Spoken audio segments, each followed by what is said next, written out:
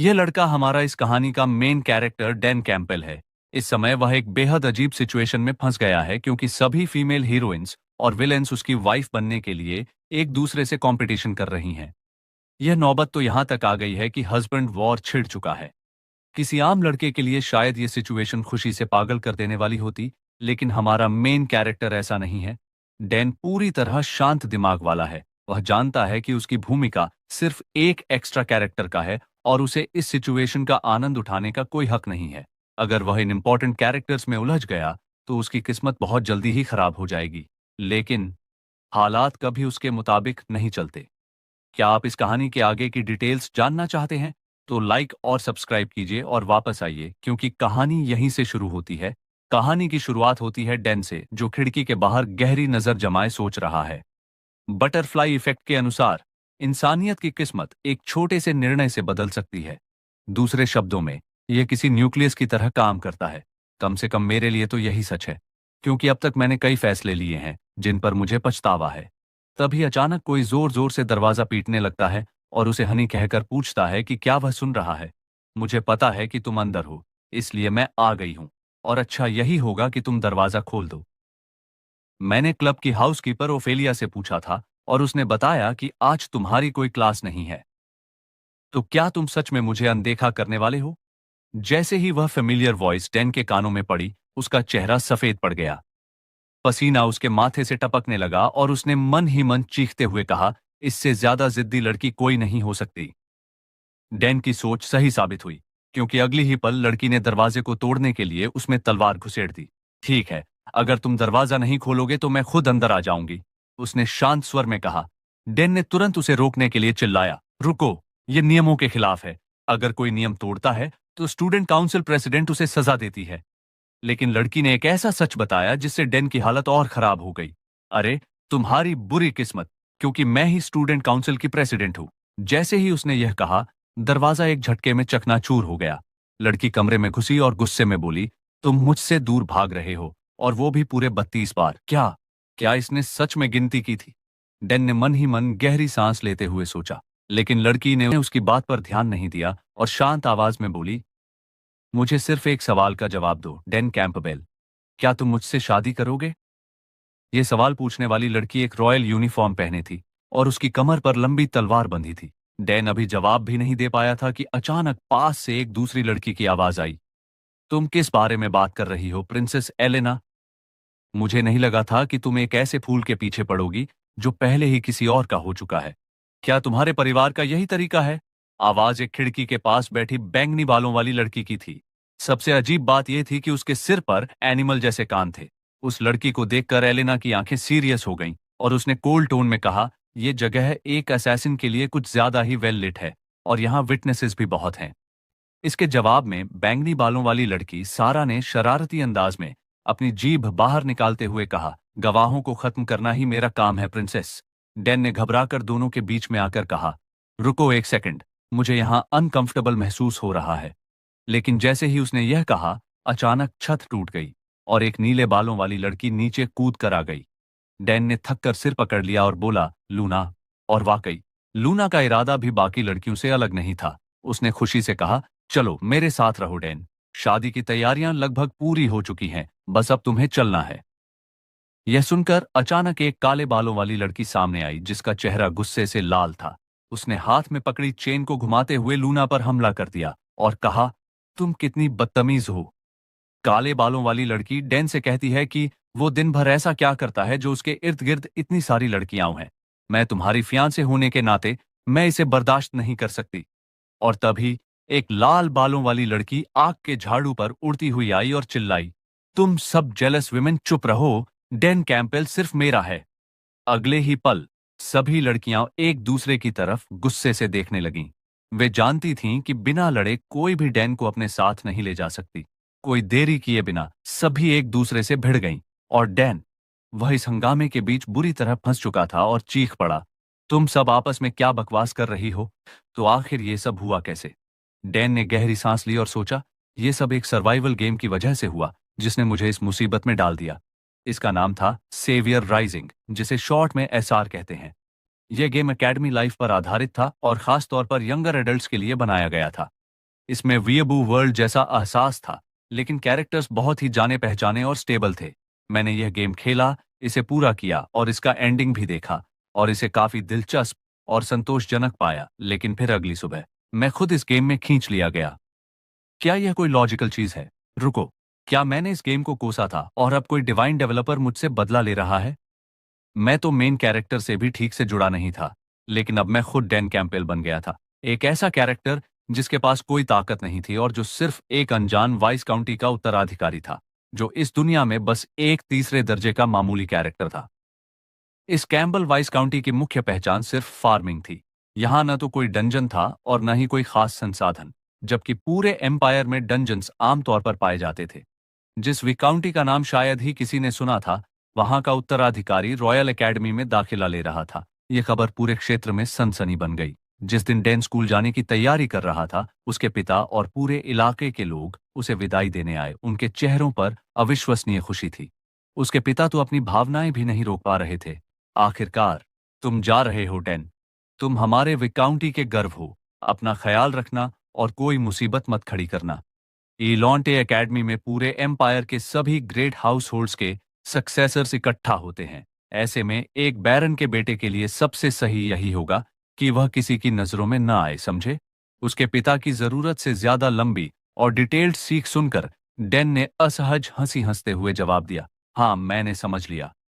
उसके बाद उसने अपना स्टेटस इन्फो चेक किया। नाम Dan Campbell, strength F, agility F, stamina F, luck F, charisma F, skills कुछ भी नहीं, एक्सपर्टीज कुछ भी नहीं, स्पेशल ट्रेट्स कुछ भी नहीं, स्पेशल गिफ्ट कुछ भी नहीं। इस दयनीय स्टेटस इन्फो को देखते ही डैन के माथे पर पसीना छलक आया।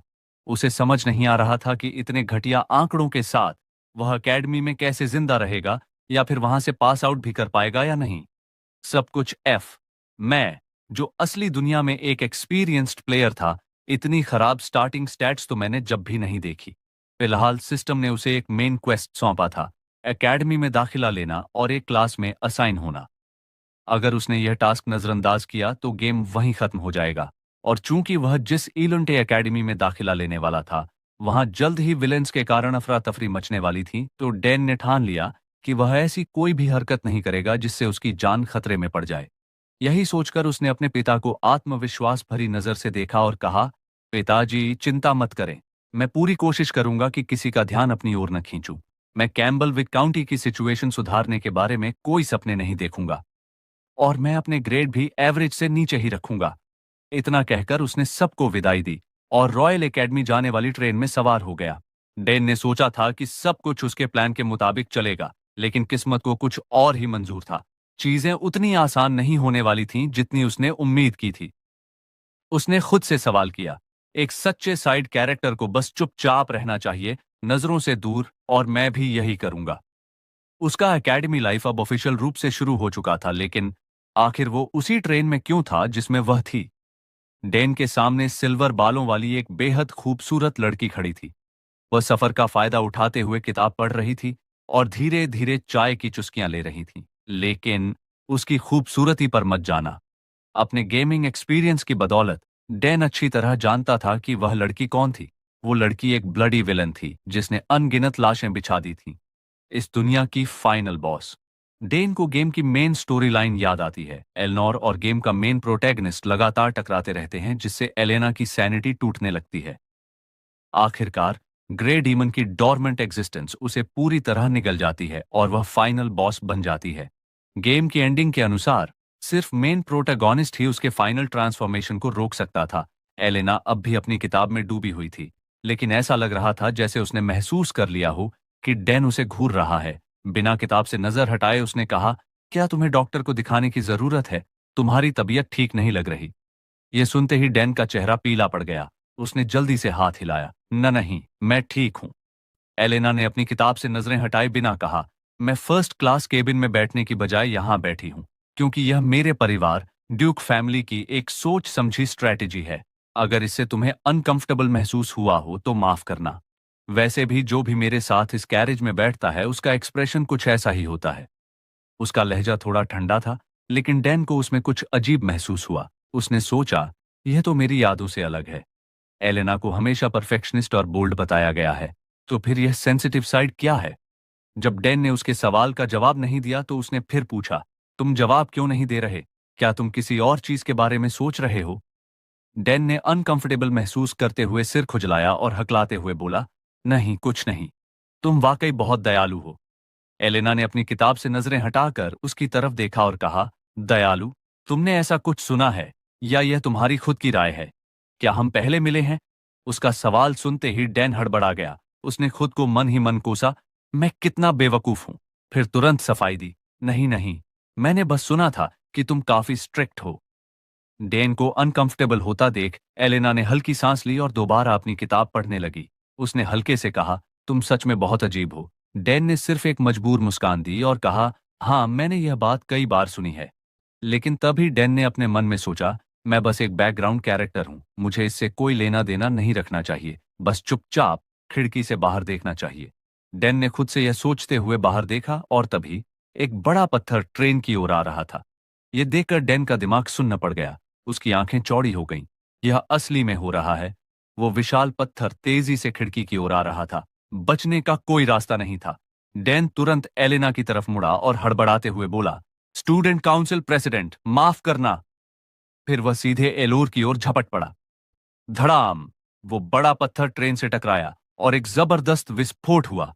धुएं के बड़े बड़े गुबार आसमान में फैल गए, लेकिन डैन और एलेना दोनों सुरक्षित थे, क्योंकि एलेना के पास एक जादुई नेकलेस था। जैसे ही डैन को यह एहसास हुआ, उसने बिना समय गंवाए झट से एलेना को पकड़ लिया और तुरंत नेकलेस के सुरक्षा दायरे में कूद पड़ा। अगर यह नेकलेस न होता तो मैं अब तक मर चुका होता। उसने अपने दांत भींचे और मन ही मन प्रार्थना की कि यह सब जल्दी खत्म हो जाए। और तभी एलेना की आवाज सुनाई दी, क्या तुम ठीक हो? क्या तुम थोड़ा हट सकते हो? तुम बहुत भारी हो। एलेना की बात सुनते ही डैन को एहसास हुआ कि वह उसके सीने से दबा हुआ पड़ा है। उसका चेहरा तुरंत लाल हो गया और वो हड़बड़ाकर जल्दी से उठा और उसने हकलाते हुए कहा, माफ करना। लेकिन वह अपनी बात पूरी भी नहीं कर पाया कि एलेना ने उसे बीच में ही रोक दिया। कोई बात नहीं, तुमने मुझे बचाने के लिए ऐसा किया। यह पहली बार है जब किसी आदमी ने मेरे लिए इतनी हिम्मत दिखाई है, लेकिन थैंक यू। मैं तुम्हारी इंटेंशन समझ सकती हूं, इसलिए माफी मत मांगो। एलेना की इन बातों ने डैन को और भी ज्यादा शर्मिंदा कर दिया। अरे नहीं, इसने पूरी तरह से गलत समझ लिया। डैन ने तो खुद को सिर्फ नेकलेस की प्रोटेक्शन के अंदर गिराया था, एलेना को बचाने के लिए नहीं। एनीवे, एलेना बैठ गई, अपने बाल ठीक किए और फिर सीधे पूछा, तुम्हारा नाम क्या है? डैन को हल्की बेचैनी महसूस हुई। अगर मैंने अपना नाम बता दिया तो ये फिर से मुझे ढूंढती रहेगी। अब मैं क्या करूं? लेकिन कुछ सोचने के बाद उसने जवाब दिया, डैन कैंपबेल। एलेना ने हल्का सिर हिलाया और मुस्कुराते हुए कहा, ठीक है, मैं इसे नहीं भूलूंगी। मैं तुम्हारा ये एहसान जरूर चुकाऊंगी। जैसे ही एलेना ने यह कहा, डैन को अचानक सिस्टम से एक नोटिफिकेशन मिला, तुमने एक विलेन का ध्यान आकर्षित कर लिया है। स्पेशल गिफ्ट पाने की शर्तें पूरी हो चुकी हैं। तुम्हें नई स्किल्स मिली हैं, अल्टीमेट सर्वाइवल और फेटल चार्म। यह नोटिफिकेशन देखते ही डैन का दिमाग सुन्न पड़ गया। समय बीतते देर नहीं लगी और जल्द ही डॉक्टरों और नर्सों की एक टीम दुर्घटना स्थल पर पहुंच गई, जो घायलों की देखभाल करने लगी। क्या यह इसीलिए हुआ क्योंकि यह ट्रेन अलोंटे से आ रही थी? विशेष सुरक्षा उपायों की वजह से घायलों की संख्या कम थी। जिनकी जांच हो चुकी थी, वे अब खुद चल सकते थे। इसके बाद डैन एक गाड़ी में बैठकर अपनी यात्रा जारी रखने लगा। सफर के दौरान उसने उन स्पेशल गिफ्ट्स को देखने का मौका लिया जो उसे अभी अभी मिले थे। सबसे पहले उसने पहला गिफ्ट देखा, फेटेड कनेक्शन। अगर तुम उन लोगों का ध्यान आकर्षित करते हो जिनमें इविल ट्रेट्स होती हैं, तो तुम्हें अलग अलग इनाम मिलेंगे। डैन ने अपनी ठुड्डी को सहलाते हुए सोचा, अब समझ आया इस स्किल को एक्टिवेट करना पहले इतना मुश्किल क्यों था। कैंपबेल एस्टेट में न तो कोई इविल ट्रेट्स वाला था और न ही कोई न्यूट्रल कैरेक्टर। यही वजह थी कि यह गिफ्ट कभी एक्टिव नहीं हुआ। तो क्या मुझे अभी मिली स्किल्स को देखना चाहिए? डैन खुद को रोक नहीं पाया और तुरंत उन्हें चेक करने लगा। पहली skill, ultimate survival level, unknown. जब भी तुम खतरनाक स्थिति में पड़ोगे, तुम्हारे स्टैट्स बढ़ेंगे। खतरा जितना बड़ा होगा, स्किल का असर उतना ही ज्यादा होगा। दूसरी skill, fatal charm, level unknown. इसका असर उन लोगों का ध्यान आकर्षित करना है जिनमें ईविल ट्रेट्स हैं। सिचुएशन जितनी क्रिटिकल होगी, स्किल उतनी ही ज्यादा पावरफुल होगी। डैन इन दोनों स्किल्स को देखकर गहरी कंफ्यूजन में पड़ गया। अल्टीमेट सर्वाइवल तो बहुत काम की चीज है, ये लड़ाई में मेरी मदद करेगी और मुझे जिंदा रहने का मौका मिलेगा। लेकिन फेटल चार्म, क्या मैं सच में इसके साथ रह पाऊंगा? इविल ट्रेड्स वाले लोग, गेम में ये कौन कौन थे? एक पागल योद्धा जो अपने 3 कदम के दायरे में आने वाले किसी को भी मार डालती थी। एक खतरनाक तलवारबाज जो बिना कारण किसी को भी काट सकती थी। एक भाड़े का हत्यारा जिसे बस पैसे चाहिए होते थे, फिर वह किसी की भी जान ले सकती थी। एक जीनियस मैच जिसने दुनिया से अपना हर नाता तोड़ लिया था। सबके सब खतरनाक लोग।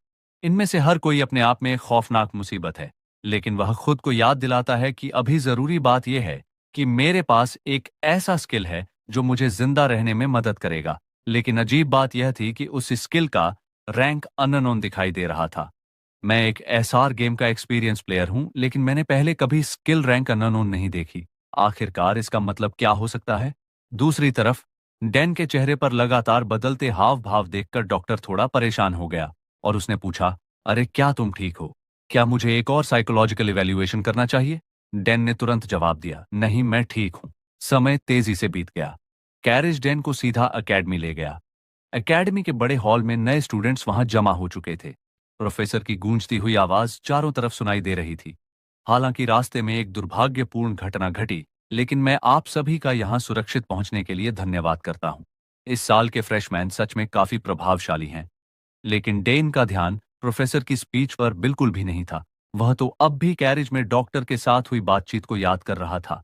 उस वक्त डॉक्टर ने कहा था, तुम तो बस एक अनजान मार्क्विस के बेटे हो, है ना? तुम्हारी कोई खास पहचान या कनेक्शन भी नहीं है। मैं भी कभी अलांते एकेडमी का स्टूडेंट था और मैं भी एक अनजान नोबल परिवार से आता हूँ। क्रिस्टन टेरिटरी के कई दुश्मन हैं, इसलिए बेहतर होगा कि तुम उससे दूर ही रहो। अगर तुम हाई रैंकिंग नोबल्स के साथ ज्यादा घुलने मिलने लगे तो तुम्हें मुसीबत मिलनी तय है। डैन ने बस सिर हिलाते हुए जवाब दिया, मैं इसे ध्यान में रखूंगा। लेकिन ठीक उसी वक्त सिस्टम ने उसे एक नोटिफिकेशन भेज दिया। एलेना से जुड़े इवेंट होने में बस 2 दिन बाकी हैं। डैन ने गहरी सांस ली और कहा, मैं चाहूं या न चाहूं, मैं पहले ही इसमें फंस चुका हूं। इस बदनामी से भरी इस अकादमी में यह आश्चर्य की बात नहीं है कि वह फाइनल बॉस बनने की उम्मीदवार है। सिर्फ उसके पास खड़े रहना भी मेरे लिए मौत की सजा जैसा है। लेकिन इससे पहले कि वह और कुछ सोच पाता, एक जोरदार आवाज ने उसे चौंका दिया। डैन कैम्पबेल, तू बेवकूफ है क्या? इतनी देर से किस दुनिया में खोया हुआ है? उसने तुरंत इधर उधर देखा कि यह शोर किसने मचाया था। कुछ स्टूडेंट्स उसकी तरफ देख रहे थे और उनका एक्सप्रेशन कुछ ज्यादा ही मजाकिया था। ही, देखो इस गांव के गंवार को। बाकी सबने तो अपने पार्टनर चुन लिए और यह अकेला बचा है। ब्राउन हेयर्ड लड़का उसकी ओर इशारा करके बोला, तुम्हारा मुकाबला अपने आप ही तय हो चुका है।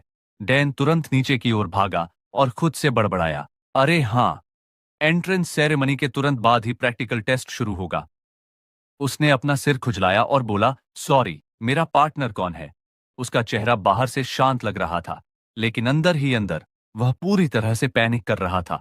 अगर बाकी सभी ने पहले ही अपने पार्टनर चुन लिए हैं, तो जो अकेला बचा है वो जरूर सबसे ताकतवर होगा। और फिर ठीक उसी पल एक ऑरेंज बालों वाली लड़की ने उसकी तरफ हाथ बढ़ाया, चेहरे पर चमकती हुई मुस्कान के साथ, और उसने कहा, हेलो, क्या तुम्हें मदद चाहिए? उसकी खूबसूरत शक्ल और खुश मिजाज मुस्कान को देखकर भी डैन मुस्कुरा नहीं पाया, क्योंकि उसे एहसास हो गया था कि उसके सामने खड़ी लड़की कोई आम इंसान नहीं थी। ये दुनिया की सबसे महान जीनियस थी, भविष्य की रक्षक। ये सेवियर राइजिंग गेम की मेन हीरोइन थी। उसी पल डैन ने बस अपना हाथ उसकी ओर बढ़ाया, लेकिन उसकी आंखों में आंसू भर आए थे और उसने चुपचाप खुद से सवाल किया, क्या मैं बर्बाद हो चुका हूं? सीन बदलता है और एक फीमेल प्रोफेसर के ऑफिस की ओर आता है। इसी दौरान उनके कॉलीग भी अपनी शिकायतें कर रहे थे।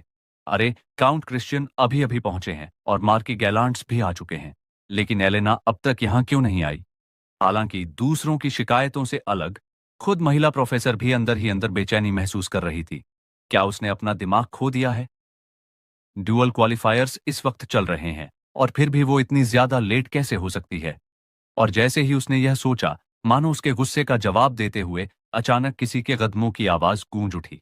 हर किसी की नजर उस दिशा में चली गई और फिर एलेना की घायल और लड़खड़ाती हुई शक्ल सामने आई। उसका पूरा शरीर खून से लथपथ था। उसे देखते ही पूरे कमरे में एक तनाव की लहर दौड़ गई। फीमेल प्रोफेसर ने तुरंत सवाल किया, मुझे तुमसे बहुत सारी बातें पूछनी हैं। तुम आखिर गई कहाँ थी? लेकिन जवाब में एलेना ने बस हल्के से कहा, बस एक छोटी सी चीज को संभाल रही थी। लेकिन उसके हालात को देखकर यह साफ था कि वो छोटी चीज बिल्कुल भी मामूली नहीं थी।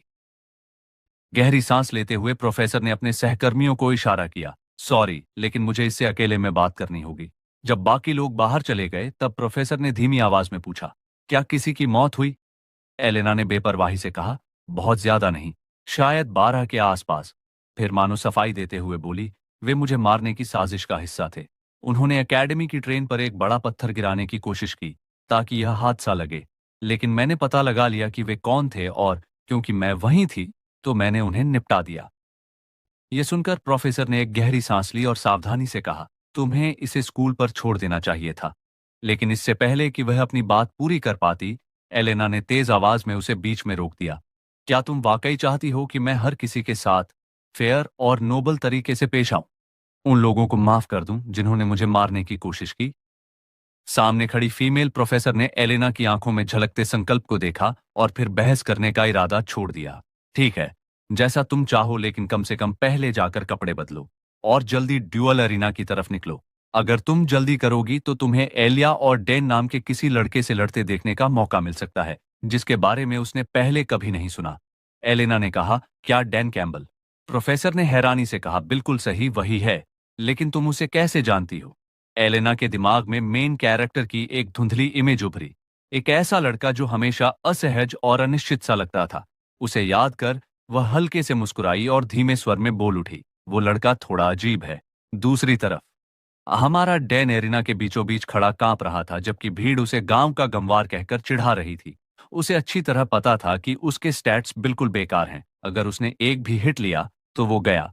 लेकिन थ्योरी के हिसाब से उसके पास एक छोटा सा एडवांटेज था। उसके पास डेस्परेट सर्वाइवल स्किल थी। जितना ज्यादा खतरा उतना ज्यादा उसके स्टैट्स बढ़ेंगे। उसे इस बात का भी एहसास था कि बहुत से विलेन उसे देख रहे होंगे।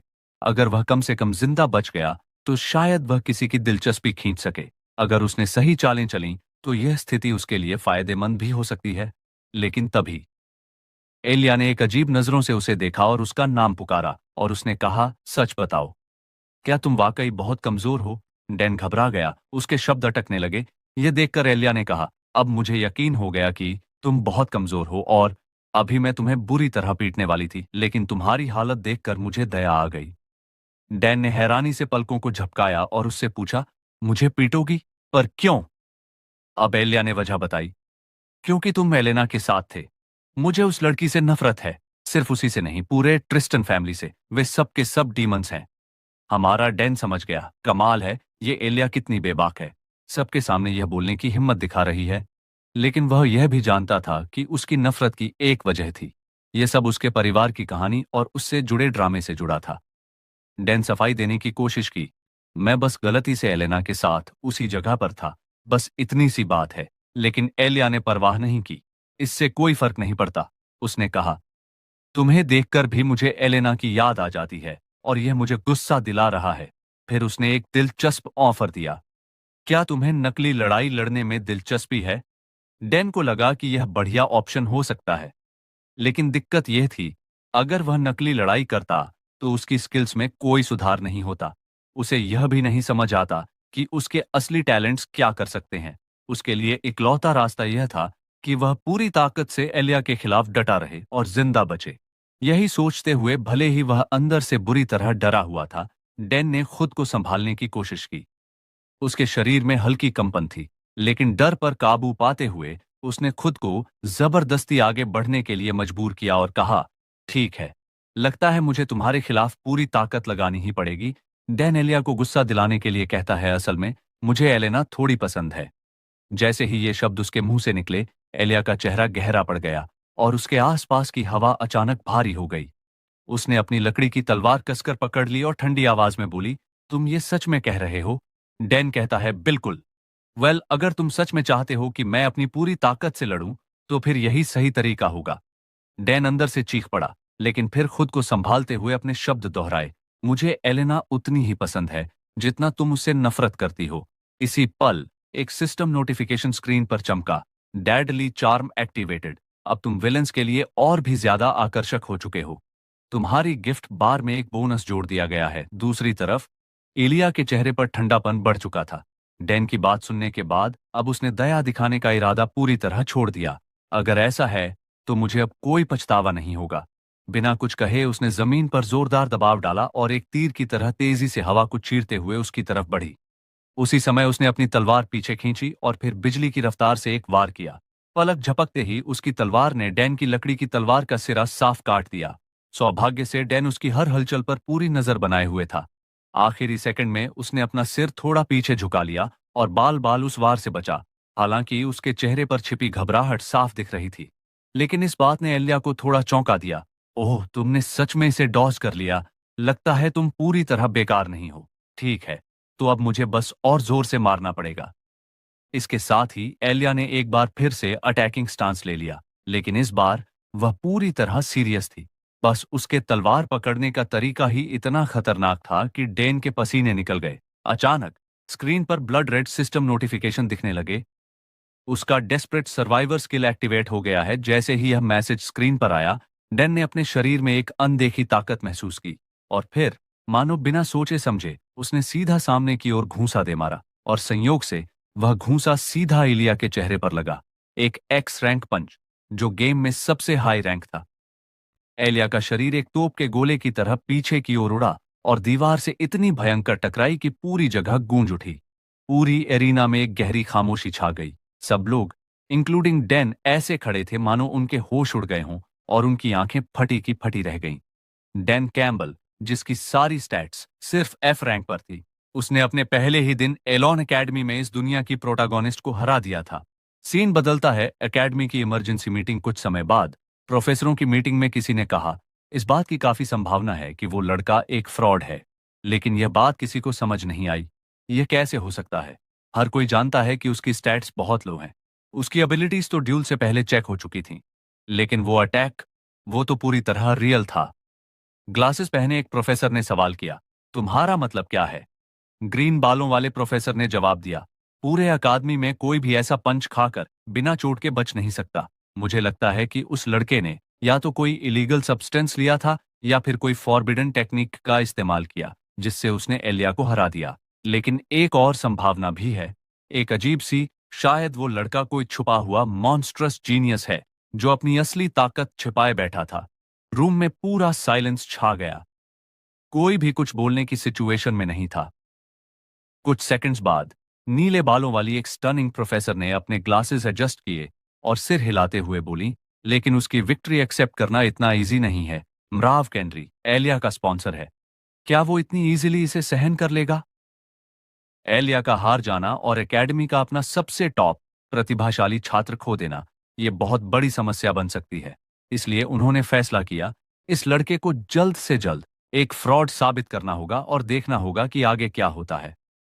हरे कपड़े पहने एक प्रोफेसर को यह बात ठीक से समझ नहीं आई, लेकिन हम उससे क्या उम्मीद कर सकते हैं?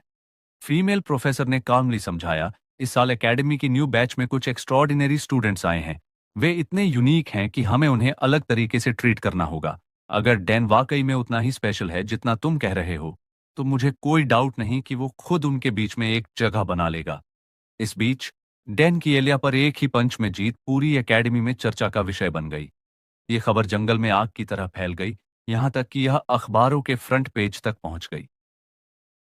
हर कोई एक ही सवाल कर रहा था, आखिर डैन कैम्बल है कौन?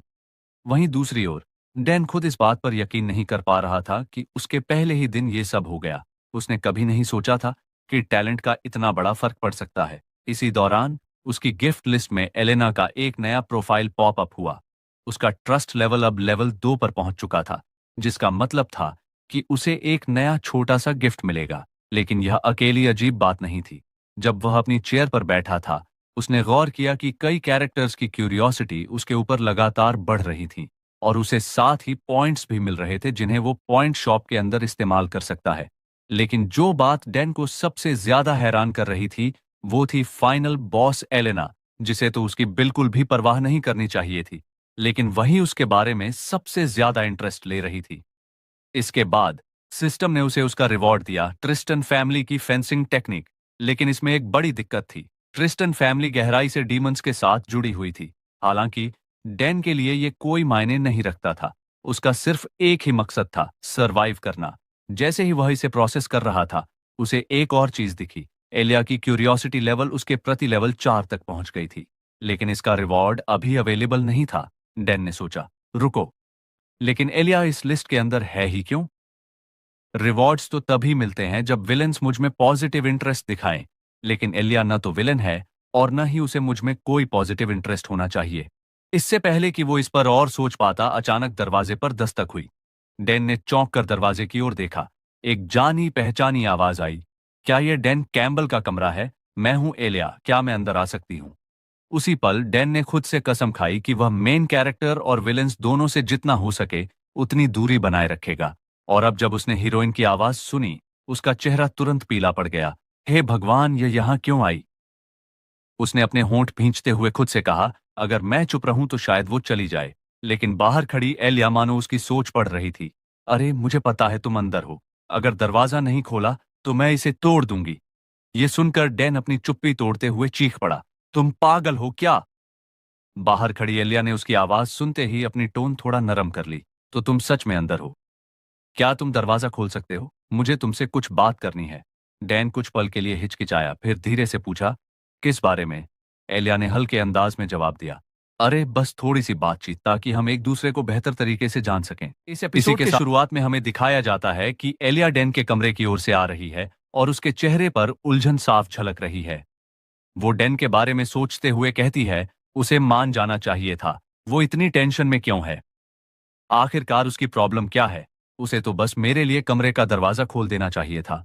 फिर हल्की सांस भरते हुए खुद को कोसती है, सच में मुझे तो दोस्त बनाना भी नहीं आता। जैसे जैसे उसके दिमाग में ये ख्याल बढ़ते गए, उसकी अनॉयंस भी बढ़ती गई। इसी उलझन में वह अनजाने में किसी से टकरा गई, जिससे सामने वाले के हाथ में पकड़ा खाना नीचे गिर गया। सामने वाले व्यक्ति ने शांत लेकिन सीरियस टोन में कहा, तुम्हें ध्यान देना चाहिए कि तुम कहां चल रही हो। एलिया को अपनी गलती का एहसास हुआ। उसने झुककर जल्दी से गिरी हुई थैली उठाई, लेकिन जैसे ही उसने सिर उठाया और सामने वाले शख्स को देखा, उसका पूरा शरीर अचानक सुन्न पड़ गया। उसके सामने और कोई नहीं बल्कि वही थी जिससे वह सबसे ज्यादा नफरत करती थी, एलिना। जैसे ही एलिया ने उसका चेहरा देखा, एक पुरानी मेमोरी उसके दिमाग में उभर आई। आग की लपटों के बीच एक लड़का खड़ा था जो घबरा कर कह रहा था, भागो एलिया। एलिया एलिना को देखकर कांप उठी, लेकिन डर से नहीं, गुस्से से। उसकी सांसें तेज हो गईं। उसने उस थैली को इतनी जोर से पकड़ लिया कि उसकी उंगलियों की नसें उभर आईं। एलिया ने हिचकिचाते हुए कहा, मैं ठीक हूं, और धीरे धीरे अपनी पकड़ ढीली की। तभी उसको एहसास हुआ कि उसका हाथ अपने आप तलवार के हैंडल तक चला गया था। मैंने बिना सोचे समझे अपना हथियार पकड़ लिया। उसका दिमाग तेजी से दौड़ने लगा। उसने सतर्कता से एलिना को देखा और सोचा, क्या मैं इस हालत में इससे जीत सकती हूं? Elina Tristan. इसने अभी मेरे हाथ की हरकत देखी थी, फिर भी इसने कोई रिएक्शन क्यों नहीं दिया? क्या वो ये जताना चाह रही है कि उसे मेरी परवाह ही नहीं? जैसा कि उम्मीद था, एलिना की आंखों में कोई चिंता नहीं दिखी, बल्कि उसने बस अपना हाथ आगे बढ़ाया और कहा, इसे मुझे वापस करो। एलिया के हाथ अब भी हल्के कांप रहे थे। उसने थैली वापस एलिना को थमा दी, लेकिन उसके दिमाग में सवालों की आंधी चल रही थी। डैन का इससे क्या कनेक्शन हो सकता है? इसके बाद बिना कुछ और कहे दोनों एक दूसरे को पार करते हुए आगे बढ़ गए। लेकिन जैसे ही एलिया उसके पास से गुजरी, उसने हल्के स्वर में कहा, इस कॉरिडोर के अंत में दाईं तरफ मुड़ोगी तो डैन कैंपेल का कमरा मिल जाएगा। पीछे से जाते हुए एलिना अचानक रुक गई। उसने एलिया की बात सुन ली थी और उसने कहा, रुको जरा, तुम्हें उसके कमरे का पता कैसे चला? एलिया ने हल्की हैरानी के साथ भौहें उठाईं और लापरवाही से जवाब दिया, अभी अभी मैं उसी के साथ थी। यह सुनकर न जाने क्यों एलिना की आंखों में हल्की सी सीरियसनेस आ गई और उसने सीधा सवाल पूछा, तुम उसके साथ क्यों थी? एलिया नर्वस होकर कहती है, दोस्ती करने के लिए। मैं बस नए स्टूडेंट्स के बीच कुछ लोगों के साथ दोस्ती करना चाहती थी। लेकिन इससे पहले कि वो अपनी बात पूरी कर पाती, एलेना ने उसे तीखी नजर से घूरा और सख्त लहजे में चेतावनी दी, नए स्टूडेंट्स को अपोजिट जेंडर के लोगों से इंटरेक्ट करने की इजाजत नहीं है। एलिया ने हैरानी से पूछा, लेकिन क्या ऐसा कोई रूल वाकई में है? तभी एलेना ने बड़े कैजुअली अंदाज में कहा, मैंने अभी अभी ये रूल बनाया है, तो अब से तुम्हें ये समझ लेना चाहिए कि तुम उस रूम के पास भी नहीं जा सकती। एलिया ने कहा, माफ करना, लेकिन आपका और उसका रिश्ता है क्या, प्रेसिडेंट? लेकिन एलेना बस मुड़कर कहती है, मेरा उससे कोई लेना देना नहीं है। तुम बस इतना समझ लो कि उसके रूम में जाना बंद कर दो। लेकिन तभी एलिया को कुछ याद आया। वो पल जब डैन ने कहा था, मुझे एलेना उतनी ही पसंद है जितनी तुम उसे नापसंद करती हो। अब उसे यकीन हो जाता है कि इनके बीच कुछ न कुछ जरूर चल रहा है, और अगर उसे सच का पता लगाना है तो उसे डैन के और करीब जाना ही होगा। सीन अब अलोंटे एकेडमी के ग्रैंड हॉल में शिफ्ट हो चुका था। आज वहां कई नए स्टूडेंट्स इकट्ठा हुए थे क्योंकि यह कोऑपरेशन एग्जाम का दिन था। यह एग्जाम बेहद बारीकी से डिजाइन किया गया था ताकि हर स्टूडेंट की क्षमताओं का सही आकलन किया जा सके। इसमें सबसे पहले वन ऑन वन ड्यूल्स होते थे, जिसके आधार पर स्टूडेंट्स को उनकी परफॉर्मेंस के हिसाब से अलग अलग ग्रुप्स में बांटा जाता था। और क्योंकि डैन ने एलिया को हरा दिया था, इसलिए उसे सबसे हाईएस्ट रैंक ग्रुप में रखा गया। उसके ग्रुप के ज्यादातर स्टूडेंट्स खुद पर काफी प्राउड महसूस कर रहे थे, लेकिन डैन अकेला था जो अंदर से नर्वस था। और सबसे बड़ी बात, ये लड़की जो उसका पीछा छोड़ने का नाम ही नहीं ले रही। वो कल से हर मुमकिन कोशिश कर रहा है कि इससे दूरी बना ले, लेकिन किस्मत देखो, अब तो ये उसके ही ग्रुप में आ गई, जिससे हालात और बिगड़ गए हैं। ऊपर से उसका इंटरेस्ट लड़के में बढ़ता ही जा रहा है, जो सच कहें तो डराने वाला है। अचानक उसे याद आता है कि किसी ने उसकी रूम के सामने छोटे ब्रेड रोल्स का एक बंच रखा था, उसके एग्जाम के लिए गुड लक कहते हुए।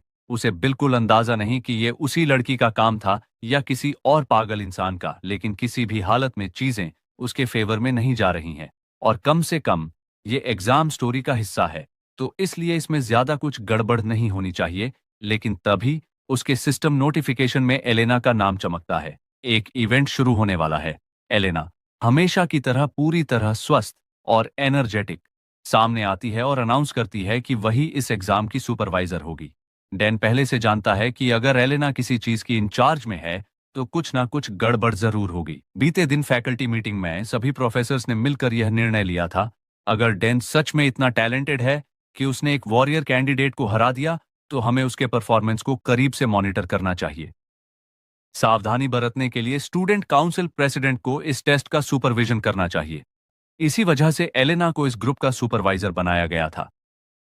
प्रेजेंट टाइम में एलेना मुड़ी और आदेश दिया, सबसे पहले एग्जामिनेशन एरिया की ओर बढ़ो। वहां पहुंचते ही तुम्हें तुम्हारे क्वेश्चंस दिए जाएंगे। एलेना के ऑर्डर पर सभी स्टूडेंट्स उसके पीछे पीछे चल पड़े और टेस्टिंग फैसिलिटी की ओर जाने लगे। लेकिन जैसे ही उन्होंने हॉलवे में कदम रखा, पूरा एरिया अचानक अंधेरे में डूब गया। किसी ने हैरानी से कहा, वाओ, ये जगह तो बहुत कूल लग रही है। लाइट्स अचानक बंद हो गईं। एलिया ने तुरंत एलेना की ओर देखा और पूछा, तुमने कहा था कि हमें क्वेश्चंस वहां पहुंचने के बाद मिलेंगे, तो क्या यह टेस्ट का हिस्सा है? उसकी बात सुनकर एलेना कुछ नहीं कहती, लेकिन उसकी नजरें तेजी से आसपास के माहौल को स्कैन कर रही थीं। एंट्रेंस सील हो चुका है, पावर कट हो चुका है, और तभी एलेना का इवेंट एक्टिवेट हो जाता है। डेन तुरंत समझ जाता है, ये कोई टेस्ट नहीं है, ये एक एम्बुश है। उसका सिस्टम नोटिफिकेशन कंफर्म करता है कि फिर से एक असैसिनेशन अटेम्प्ट होने वाला है। वो चुपचाप आसपास के माहौल को ऑब्जर्व करता है, जबकि बाकी स्टूडेंट्स कैजुअली बात कर रहे होते हैं, ये मानते हुए कि कोई जल्द ही उन्हें बचाने आ जाएगा। हमें पैनिक नहीं करना चाहिए, बस आगे बढ़ते रहो। कौन जानता है, अगर हम यहाँ ज्यादा देर रुके तो क्या हो सकता है? डैन ने वापस कमरे की तरफ देखा और अपनी नजरें पूरे हॉल में दौड़ाईं। अचानक उसे कुछ एहसास हुआ, रुको एक सेकंड, अब जब मैं ध्यान से देखता हूं तो ये सारे लोग, ये तो प्रोटागोनिस्ट पार्टी के मेंबर्स हैं। अगर मुझे स्टोरी लाइन सही से याद है, तो यही वो जगह है जहां ये सब पहली बार मिलते हैं। ये सोचते ही उसे ऐसा लगा जैसे किसी ने बिजली गिरा दी हो। इसका मतलब इस कमरे में मौजूद हर कोई कहानी के लिए बहुत जरूरी है। डैन के दिमाग में तुरंत एक आइडिया क्लिक हुआ। बिना वक्त गंवाए उसने दीवार पर लगे इंस्क्राइब्ड मैप की तरफ इशारा किया और अपनी बात रखी। मुझे लगता है कि हमें सेंट्रल हॉल की तरफ जाना चाहिए। वहां पर सप्लाईज और इक्विपमेंट होंगे, और सबसे जरूरी बात, वहां खुली जगह होगी। अगर हम घात लगाकर हमला झेलते हैं, तो वहां खुद को डिफेंड करना इन संकरे हॉलवे के मुकाबले ज्यादा आसान होगा। फिर उसने एलिया और एलेना की तरफ देखा। उसकी आंखें सीरियस थीं। तुम लोग भी महसूस कर रहे हो ना, हम यहाँ अकेले नहीं हैं। इसके बाद डैन ने एकदम दूसरी दिशा में इशारा किया, मैं उस तरफ जा रहा हूं। उसकी बात सुनकर एलिया ने कहा, लेकिन क्यों? डैन ने सीरियस फेस बनाकर कहा, क्योंकि यह जरूरी है। एलिया अभी भी संतुष्ट नहीं थी, लेकिन वो रास्ता तो सेंट्रल हॉल से बिल्कुल ऑपोजिट जाता है। तुम वहां क्यों जाओगे? डैन ने हल्की सांस छोड़ते हुए गहरी आवाज में जवाब दिया, मैं अभी नहीं समझा सकता, लेकिन मुझ पर भरोसा करो, ये बहुत जरूरी है। बाद में बताऊंगा। लेकिन उसके दिमाग में कुछ और ही चल रहा था। ये मेरे लिए बहुत जरूरी है, और मैं झूठ नहीं बोल रहा। आखिर मेरे लिए सबसे जरूरी चीज मेरी खुद की जान बचाना है। भले ही किसी को डैन की असली मंशा समझ नहीं आई, लेकिन उन्होंने उसकी बात मान ली। एलेना ने बाकी ग्रुप को सेंट्रल हॉल की ओर लीड किया, जबकि डैन एक पूरी तरह अलग रास्ते पर चला गया। जैसे ही वो शांत पड़े हॉलवे में आगे बढ़ा, उसने आखिरकार राहत की सांस ली। लगता है एलेना को अलग कर देने से मेरी बात ज्यादा भरोसेमंद लगने लगी। अब बस मुझे तब तक छिपे रहना है जब तक ये इवेंट खत्म नहीं हो जाता। असली टारगेट एलेना है तो जाहिर है कि किसी का ध्यान मुझ पर नहीं जाएगा। मुझे बस एक अच्छा सा कोना ढूंढना है और चुपचाप वहां टिके रहना है। बस कुछ देर की बात है और फिर सब कुछ नॉर्मल हो जाएगा। लेकिन अगर चीजें हमेशा प्लान के मुताबिक होती तो जिंदगी बहुत आसान होती ना। अचानक एक आवाज पीछे से आई, अरे मैं यहाँ पावर फिक्स करने आया हूँ, मुझे रास्ता दिखाओ, मुझे अंधेरे में ठीक से दिखाई नहीं देता। डैन ने झटके से अपनी नजर उस शख्स की ओर घुमाई। ठीक उसी पल सिस्टम उसे नोटिफाई करता है कि एक खतरनाक स्थिति डिटेक्ट हुई है। System warning, danger detected. दूसरी ओर एलेना के लीडरशिप में ग्रुप आखिरकार ग्रैंड हॉल तक पहुंच चुका था। अब ग्रुप के हर नए रिक्रूट को साफ साफ एहसास हो रहा था, अंधेरे में हत्यारे छिपे हुए हैं। एक लड़की जो पुजारी जैसे कपड़ों में थी घबरा कर चारों तरफ देखने लगी और फिर एलिया से पूछा, एलिया क्या तुम्हें लगता है कि डैन अकेले ठीक रहेगा? अगर उसके साथ कुछ हो गया तो? यह सुनकर एलिया ने एक पल की भी झिझक नहीं दिखाई।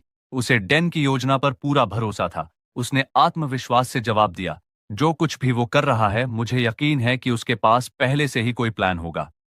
फिर उसकी नजर थोड़ी गंभीर हो गई। वैसे भी ऐसा लग रहा है कि हमें अपनी ही मुश्किलों से निपटना होगा।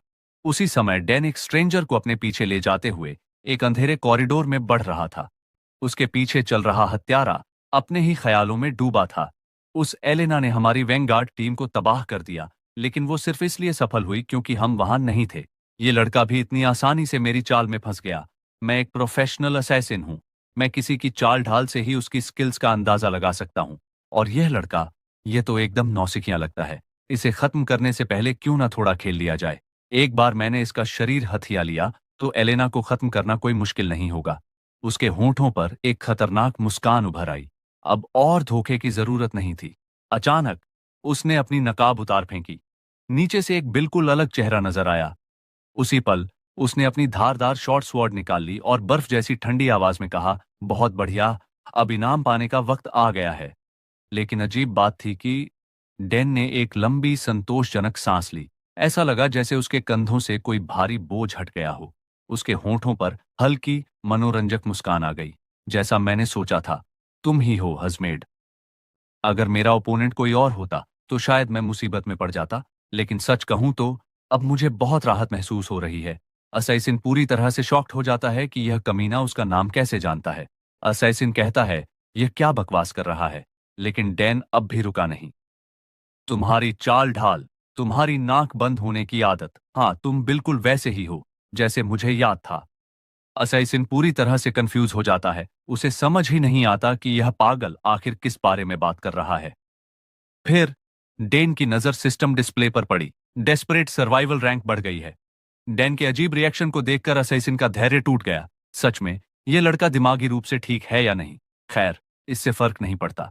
आखिरकार यह अब भी एक कमजोर कीड़े से ज्यादा कुछ नहीं है। बिना एक पल की देरी किए हजमेड पूरी स्पीड से झपट पड़ा। यह देखकर डैन ने तुरंत अपनी पकड़ अपने लकड़ी के स्टाफ पर मजबूत कर ली। सीन चेंज होता है। हमें एलेना और को दिखाया जाता है। उसी समय एलेना के ग्रुप और असैसिन्स के बीच भीषण लड़ाई जारी थी, या यूं कहें कि असैसिन्स पूरी तरह तबाह हो रहे थे। एक के बाद एक उनके शरीर हवा में उछलते हुए दीवारों से टकरा रहे थे, क्योंकि चारों ओर से मैजिक, तलवार की तकनीकें और एन्चेंटमेंट्स बरस रहे थे। पूरे माहौल में दर्दनाक चीखें गूंज रही थीं। असैसिन्स के पास इन स्टूडेंट्स की ताकत के आगे टिकने का कोई मौका नहीं था। ये लोग तो मेरी उम्मीद से भी ज्यादा कमजोर हैं। लाल बालों वाले एक स्टूडेंट ने हंसते हुए एक और दुश्मन को बेरहमी से काट डाला। दूसरी तरफ एलिया ने किसी को ऑर्डर किया कि वो इन लोगों को फ्रीजर्स कर दे, जबकि वो सोच रही होती है कि एलेना कहाँ है। इस बीच एलेना खौफनाक रूप से शांत बनी रही। उसने अपनी तलवार एक ही झटके में घुमाई, जिससे चार असैसिन दीवार से जा टकराए। टक्कर इतनी जोरदार थी कि पूरी सतह पर गहरी दरारें फैल गईं। फिर बिना कोई देरी किए उसने अपनी तलवार एक और असैसिन की बांह में घुसेड़ दी और ठंडे स्वर में पूछा, तुमको यहां किसने भेजा और तुम्हारे साथ और कौन कौन है? अगर तुमने जवाब नहीं दिया तो मैं तुम्हारी गर्दन तोड़ दूंगी। उसी समय एक मैजिक यूजर बाकी लोगों को बर्फ में जकड़ रहा होता है। जैसे ही एलेना ने तलवार को हल्का सा घुमाया, जख्म और भी गहरा हो गया। दर्द सहन न कर पाने के कारण असैसिन जोर से चीख उठा और आखिरकार सब कुछ उगल दिया। एलेना ने उसकी बातें गौर से सुनी, फिर ठंडी और गंभीर आवाज में कहा, अभी अभी तुमने कहा hazmat of the crescent moon, क्या वो इसी बिल्डिंग के अंदर है? लेकिन इतनी यातना झेलने के बावजूद असैसिन में अभी भी थोड़ी हिम्मत बाकी थी। उसने दांत भींचते हुए धीमे स्वर में कहा, मैं तुम्हें ये नहीं बता सकता। एलेना ने बिना कुछ कहे अपना पैर उठाया और उसकी चेहरे को जोर से जमीन में दे मारा, जिससे उसका सिर गहरी दरारों के बीच धंस गया। उसकी आवाज ठंडी थी, लेकिन उसमें एक खतरनाक चेतावनी छुपी थी। एलेना ने दोबारा से पूछा, क्या वो इसी बिल्डिंग के अंदर है? असैसिन को ऐसा लगा जैसे उसकी खोपड़ी चकनाचूर होने वाली है। उसके पास बचने का कोई रास्ता नहीं था। हाँ हाँ, वो हमारे साथ ही आया था। पीछे खड़ी एलिया ने यह खौफनाक पूछताछ देखी। उसके चेहरे पर हल्की असहजता झलक उठी। उसने धीमे लेकिन तीखे स्वर में पूछा, तुम इतना आगे क्यों बढ़ रही हो एलेना? एलेना ने ठहर कर उसकी ओर देखा। उसकी आवाज ठंडी और सख्त थी। इन्होंने मुझे मारने की कोशिश की थी। फिर उसने गंभीरता से उसकी ओर देखते हुए कहा, और hazmat of the crescent moon, वह एक ऐसा असैसिन है जो किसी को मारकर उसकी पहचान अपना सकता है। बताओ, इस बिल्डिंग में सबसे आसान टारगेट कौन है? एलिया के दिमाग में झट से एक नाम आया। उसकी सांस अटक गई। डैन। तुम्हारा मतलब है उसने खुद को जानबूझकर चारा बनाया ताकि सबसे ताकतवर दुश्मन को बाहर लाया जा सके। एलिया के चेहरे पर चिंता की भावनाएं उभर आईं और उसने कहा, ये लोग तुम्हारे पीछे पड़े हैं, लेकिन डैन तुम्हें बचाने के लिए अपनी जान जोखिम में क्यों डाल रहा है? आखिर तुम दोनों के बीच ऐसा क्या रिश्ता है? एलेना कहती है, मैं पहले ही तुम्हें कह चुकी हूं, हमारे बीच ऐसा कुछ भी नहीं है जैसा तुम सोच रही हो। वो एक पल के लिए रुकी, फिर वो बोली, कम से कम जहां तक मुझे पता है। दूसरी तरफ डैन के साथ लड़ाई के बीच असासिन के विचार तेजी से दौड़ रहे थे। उसने खुद को याद दिलाया, मैं एक प्रोफेशनल असैसिन हूं। मेरी गार्डियन सोल को मुझे हर वार से बचाना चाहिए। यह मेरी सबसे बड़ी हथियार है। फिर भी मैं लगातार पीछे क्यों हट रहा हूं? आखिर यह सब हो ही क्यों रहा है? असैसिन लड़खड़ाया। उसके मुंह से खून निकल रहा था। उसके सामने डैन बिना किसी भाव के खड़ा था, केवल एक लकड़ी की स्टाफ पकड़े हुए, और सिर्फ उसी से उसने हेजमेट की हालत पूरी तरह खराब कर दी थी। डैन के वार असंभव रूप से तेज और बेरहम थे, इतने कि हेजमेट को रिस्पॉन्स करने का भी मौका नहीं मिल रहा था।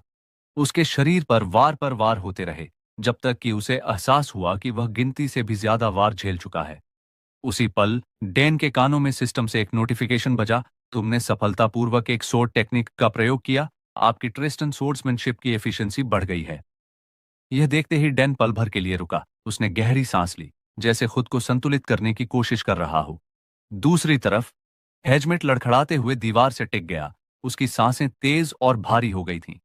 उसके मुंह से खून लगातार टपक रहा था। दर्द से उसका पूरा शरीर कांप रहा था और उसकी नजरें धीरे धीरे धुंधली होने लगी थीं। हेजमेट को आखिरकार समझ आ गया कि डैन इतना ताकतवर क्यों है। ये सब ट्रिस्टन सोर्ड्समैनशिप की वजह से था। हेजमेट ने कहा, मुझे शुरू से ही उसे अपना टारगेट नहीं बनाना चाहिए था। उसके होठों पर एक कड़वी हंसी उभरी। थकी हुई आंखें उठाकर उसने डैन की ओर देखा और फीकी आवाज में पूछा, तो ये सब तुम्हारा ही प्लान था? शुरू से ही मुझे फंसाने वाले तुम ही थे, है ना? आखिर तुम हो कौन? लेकिन डैन के लिए यह सवाल पूरी तरह चौंकाने वाला था, क्योंकि सच्चाई यह थी कि उसके पास कोई प्लान था ही नहीं। वो तो बस अपनी तरफ से लड़ने की कोशिश कर रहा था। डैन कहता है, ये किस प्लान की बात कर रहा है? असल में डैन के पास कोई प्लान था ही नहीं। वो तो बस ग्रुप से चुपचाप खिसकने की कोशिश कर रहा था ताकि लड़ाई में फंसने से बच सके। लेकिन जब उसने असैसिन के चौंके हुए चेहरे को देखा, तो उसे तुरंत समझ आ गया, ओह, ये शायद मेरी स्किल की वजह से हुआ है ना? जैसे ही उसने ये सोचा, एक सिस्टम नोटिफिकेशन स्क्रीन पर चमका, डेडली चार्म एक्टिवेट हो चुका है।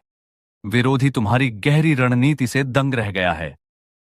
असल में ये असैसिन उसे शक की नजरों से देख ही नहीं रहा था, बल्कि खुद को पूरी तरह यकीन दिला चुका था कि डैन कोई जीनियस स्ट्रैटेजिस्ट है। असैसिन ने गहरी सांस ली। उसका चेहरा बिना किसी भाव के था। फिर एक शांत आवाज में, बिना किसी डर के, उसने कहा, समझ गया। तो तुम जवाब नहीं दोगे? ठीक है, फिर मुझे मार डालो। उसका लहजा शांत था, मानो उसने अपनी किस्मत पहले ही स्वीकार कर ली हो। लेकिन उसके उलट डैन का उसे मारने का कोई इरादा नहीं था। डैन ने उसकी आंखों में देखा और गंभीरता से कहा, मैं तुम्हें नहीं मारूंगा, लेकिन सभी को बोल देना कि एलेना पर अटैक करना बंद करें। डैन का जवाब ठोस था। उन्हें बताओ कि तुम्हारे जैसे एक हाई लेवल असैसिन को भी बड़ी मुश्किल से यहां से जान बचाकर भागना पड़ा। कुछ पल की चुप्पी के बाद डैन ने कहा, मुझे नहीं पता कि इसे किसने ऑर्डर दिया, लेकिन इसमें कोई शक नहीं कि हमले और होते रहेंगे। अगर ऐसा हुआ तो एलेना का ग्रेट डीमन जाग जाएगा। मुझे इसे शुरू होने से पहले ही रोकना होगा। डैन की बात सुनकर असैसिन हल्की सी हंसी में कहता है, अगर मैं बाद में वापस आकर फिर से अटैक करूं तो तुम क्या करोगे, ईसू? डैन का जवाब तुरंत था, अगर तुम उसे मारने की कोशिश करोगे तो मुझसे भिड़ना पड़ेगा, क्योंकि मैं एलेना की रक्षा करूंगा। असासिन की मुस्कान पहली बार हल्की पड़ गई। उसने डैन को गौर से देखा और कहा, लेडी एलेना, क्या वह वाकई तुम्हारे लिए इतनी खास है? डैन ने बिना किसी हिचक के जवाब दिया, हाँ। उसी पल डेडली चार्म फिर से एक्टिवेट हो जाता है, लेकिन हमारे हीरो को इस बात का एहसास ही नहीं होता कि खूबसूरत मुसीबत ठीक उसके पीछे खड़ी सब कुछ सुन रही है। एपिसोड की शुरुआत में हमें एकेडमी की एक प्रोफेसर को दिखाया जाता है जो पूरी तरह से हताश और गुस्से में थी। वो कहती है, सब कुछ बुरी तरह से गड़बड़ हो गया है। मुझे समझ में आता है कि चांसलर इस वक्त गुस्से से उबल रहे होंगे, लेकिन जिस ऑर्गेनाइजेशन ने तुम पर हमला किया उसे फौरन ढूंढ निकालना नामुमकिन है, और मेरे पास पहले से ही काम का पहाड़ पड़ा है। लेकिन असैसिनेशन अटेम्प्ट के टाइम और लोकेशन के एनालिसिस के बाद एक बात साफ हो गई है कि एकेडमी के अंदर ही कोई स्पाई है जो असैसिन के ग्रुप को इंफॉर्मेशन दे रहा है। हम देखते हैं एलेना भी उसके पास बैठी हुई होती है। एलेना कहती है, मुझे नहीं पता। प्रोफेसर ने थकान भरी सांस ली, अपना सिर मसला और एलेना से कहा, एलेना, तुम्हें पॉलिटिकल हमलों की आदत होगी, लेकिन ये तुम्हारे ऊपर दूसरा असैसिनेशन अटेम्प्ट है। जिसने भी ये सब अंजाम दिया है वो इतनी आसानी से नहीं रुकेगा। वो तुम पर फिर से अटैक करवाएगा। एलेना कहती है, मुझे नहीं पता, लेकिन सबसे अजीब बात, उस रात तुम्हारे साथ लड़ने वाले सभी लोगों को ऑफिशियली रूप से सम्मानित किया गया, सिवाय डैन कैंपेल के, जो इस घटना के तुरंत बाद गायब हो गया। यह अपने आप में एक अजीब मुद्दा था। वो अकेला शख्स था जिसका नाम अकादमी की रिपोर्ट्स में शामिल नहीं किया गया। कोई लॉजिकल रीजन नहीं था उसे इग्नोर करने का, पर ऐसा लगा जैसे जानबूझकर उसे छुपाया जा रहा हो। एलेना ने यह सब सुना और दोबारा से कहा, मुझे नहीं पता, और बस। जैसे ही असिस्टेंट ने यह सुना, उसका गुस्सा तुरंत भड़क उठा। उसने गुस्से में कहा, अगर तुमने एक बार और मुझे नहीं पता कहा तो कसम से मैं तुम्हें मार दूंगी। एलेना, जो पूरी तरह बेपरवाह थी, उसने बिना हिचक जवाब दिया, मार ही डालो। कमरे में कुछ पल के लिए सन्नाटा छा गया। फिर अचानक एक इंक बॉटल उड़ती हुई आई, लेकिन इससे पहले कि इंक बॉटल उसके चेहरे से टकराती, एलेना ने उसे बड़ी आसानी से पकड़ लिया। फिर शांत स्वर में बोली, माफ करना, मैं थोड़ा डिस्ट्रैक्टेड हो गई थी। असिस्टेंट ने गुस्से में दांत भींचे और कहा, तुम आज पूरे दिन अजीब बर्ताव कर रही हो। तुम्हारा ध्यान कहीं और है, किसी भी चीज पर फोकस नहीं कर रही। मुझे नहीं पता कि तुम्हारे साथ क्या चल रहा है, लेकिन अगर तुमने मुझे नहीं बताया तो मैं तुम्हारी मदद करना बंद कर दूंगी। यह सुनकर एलेना ने कहा, मुझे लगता है मैं किसी में इंटरेस्टेड हूं। असिस्टेंट की आंखें धीरे धीरे चौड़ी हो गईं। वह धीरे से मुड़ी और उसने हैरानी से कहा, तुम यह क्या बकवास कर रही हो? लेकिन एलेना सिर्फ मुस्कुराई और बस उसका नाम ले लिया। डैन असिस्टेंट पूरी तरह से हैरान रह गई। वह उसे अविश्वास से घूरती रही और फिर सावधानी भरे लहजे में पूछा, क्या तुम डैन कैंपेल की बात कर रही हो? जैसे ही ये शब्द उसके मुंह से निकले, एलेना के गाल हल्के गुलाबी हो गए। एक अजीब सी चुप्पी छा गई। एलेना चुपचाप बैठी रही और कमरे में कुछ पल के लिए अजीब सा सन्नाटा फैल गया, जैसे कि दिमाग हैंग हो गया हो। असिस्टेंट जमी की जमी रह गई। उसकी आंखें इतनी चौड़ी हो गईं मानो उसने सुना हो कि कोई डायनासोर फिर से जिंदा हो गया हो। फिर कांपते हुए हाथ से उसने एलेना की ओर इशारा किया और झिझकते हुए बोली, रुको, एक मिनट। तुम सच में कहना चाह रही हो कि तुम्हें वो गांव का लड़का पसंद है? एलेना हमेशा की तरह शांत रही और बड़े सहज स्वर में बोली, मैंने कभी नहीं कहा कि मुझे वो पसंद है। लेकिन असिस्टेंट को उसकी बात पर रत्ती भर भी भरोसा नहीं हुआ। देखो, मुझे नहीं पता कि तुम उसमें क्या देख रही हो, लेकिन अगर ग्रैंड ड्यूक को इसके बारे में पता चला तो तुम्हें क्या लगता है कि उसका रिएक्शन क्या होगा? एलेना ने इंक बॉटल को वापस डेस्क पर रखते हुए बिना किसी झिझक जवाब दिया, वो बुढ़ा तो गुस्से से पागल हो जाएगा। और हाँ, मैं फिर से कह रही हूं, मुझे डैन में कोई ऑब्सेशन नहीं है। असिस्टेंट अपने सिर को सहलाते हुए बड़बड़ाया, देखो, जो भी हो, वो बंदा तुम्हारे साथ अच्छा बर्ताव करता है ना? लेकिन हाउस ट्रिस्टन की लेडी होने के नाते तुम्हें उसके सामने और सतर्क रहना चाहिए। एलेना ने सहमति में सिर हिलाया। हाँ, तुम सही कह रही हो, लेकिन मुझे उसे टेस्ट करना होगा। फिलहाल मैं उसे बहुत क्लोजली ऑब्जर्व करूंगी। दूसरी ओर डेन अपने बिस्तर पर लेटा हुआ था, हाथ में एक चिट्ठी पकड़े और उसे घूर रहा था। ये क्या बकवास है? उसने लेटर को फिर से पढ़ा। अफसोस, डेन की क्लास निर्धारित नहीं की जा सकी। एकेडमिक टीम इस पर काम कर रही है ताकि सबसे सही रिजल्ट्स निकाले जा सकें। भविष्य में गुड न्यूज की उम्मीद करें। डैन ने चिढ़कर जवाब दिया, मुझे कुछ भी गुड न्यूज की उम्मीद नहीं करनी। बस तुम मुझे किसी भी रैंडम क्लास में डाल दो और भूल जाओ। लेकिन अगर रूल्स सही तरीके से लागू हो रहे थे तो उसे स्पेशल क्लास में होना चाहिए था, जैसे एलिया की टीम में होना चाहिए था। फिर उसे बाहर क्यों रखा जा रहा था? जैसे ही डैन ने यह सोचा, अचानक उसकी सिस्टम स्क्रीन अपडेट हो गई और उसे एक नया क्वेस्ट मिला। फ्रेशमैन रिसेप्शन के दौरान होने वाली घटना को सुलझाना। Reward, exclusive equipment and material. उसने ध्यान से नोटिफिकेशन को देखा और फिर सब कुछ दोबारा याद करने लगा। यही वह इवेंट था जहां हर स्टूडेंट को उसका क्लास असाइन किया जाता था, आर्चर, वॉरियर, मेज वगैरह। तुम्हारी स्पेशलाइजेशन इस पर निर्भर करती है कि तुम किस क्लास पर फोकस करते हो। लेकिन उसका फोकस अपनी स्ट्रेंथ को अधिकतम रूप से एक्सप्लॉइट करना था ताकि उसे कोई पावरफुल क्लास मिले। डेन को सिस्टम पर एक और नोटिफिकेशन आया। डेन को सिस्टम पर एक और नोटिफिकेशन मिला जिससे उसे पता चला कि एलेना और एलिया दोनों ही फ्रेशमैन रिसेप्शन क्लास का हिस्सा हैं। उसे पूरी तरह यकीन था कि कुछ न कुछ गड़बड़ फिर से होने वाली है। डैन ने यह सब देखकर अपना माथा पकड़ लिया और मानो उसके परेशान दिमाग को आराम देने के लिए सिस्टम ने उसे एक स्पेशल रिवॉर्ड दिया। एलेना के साथ कनेक्शन गहरा होने की वजह से उसे एक खास स्किल मिली, कॉपी साइक्लोन। वो एलेना की कोई भी एक एबिलिटी कॉपी कर सकता है। डैन के दिमाग ने अचानक काम करना बंद कर दिया और वो पूरी तरह हैरान हो गया। उसने स्क्रीन को दोबारा पढ़ा और उसकी आंखें चौड़ी हो गईं। ये तो पागलपन है। मैं फाइनल बॉस एलेना की किसी भी एबिलिटी को कॉपी कर सकता हूँ। फिर रियलिटी ने उसे जोर का तमाचा मारा। नहीं, अभी इसका इस्तेमाल करना बेकार होगा। एलेना पहले से ही सबसे स्ट्रांग है, लेकिन वो अभी शुरुआत कर रही है। अगर मैं इंतजार करूं तो वो और भी ज्यादा ओवरपावर्ड स्किल्स अनलॉक कर सकती है। तभी इस स्किल का सही इस्तेमाल होगा। अब डैन का फोकस बस एक चीज पर था, 3 दिन बाद होने वाले इवेंट की तैयारी करना। मुझे पहले से ही पता है कि मुझे क्या करना है, बस इस बात का ध्यान रखना है कि मैं सरवाइव करूं। यह सोचते ही डैन की आंखों में उत्साह की चमक आ गई। समय तेजी से बीतता गया और जल्द ही रात हो गई। सीन बदलकर एक पुराने इक्विपमेंट वेयरहाउस में चला गया। इस वक्त डैन पूरी तरह काले कपड़ों में था। उसके चेहरे का आधा हिस्सा एक मास्क से ढका हुआ था। अभी उसके पास कुछ बेसिक आइटम्स थे, लो टियर एजिलिटी बूस्ट पोशन, शैडो मास्क जो थोड़ी बहुत स्पीड बढ़ाता था, और साइलेंट स्टेप शूज जिससे उसके कदमों की आवाज काफी कम हो जाती थी। ये सारी चीजें उसने पॉइंट शॉप से खरीदी थीं। जैसे ही उसने खुद को हल्का महसूस किया, उसने सेटिस्फैक्शन से कहा, यार, पॉइंट शॉप तक एक्सेस होना सच में किसी वरदान से कम नहीं है। सिक्योरिटी मेजर्स को चकमा देते हुए वो आखिरकार उस जगह पहुंच गया जिसे SR grinder treasure farming spot कहा जाता था। ये सोचते ही उसने धीरे से वेयरहाउस की दीवार पर चढ़कर अंदर छलांग लगा दी। अंदर घुसते ही उसने स्टैमिना रिकवरी बिस्किट खा लिया, एक ऐसा आइटम जो स्टैमिना को तेजी से रीजनरेट करता था। ये नाम से तो मार्केटिंग गिमिक लगता था, लेकिन इसके इफेक्ट्स असली थे। अच्छा, अब खुदाई शुरू करते हैं। डैन ने धीरे से बड़बड़ाया और पुराने इक्विपमेंट के ढेर में सामान तलाशने लगा। बिस्किट खाते हुए वह ध्यान से हर आइटम को चेक करता गया। बाकी सब कुछ मिल गया, बस सबसे जरूरी चीज नहीं दिख रही।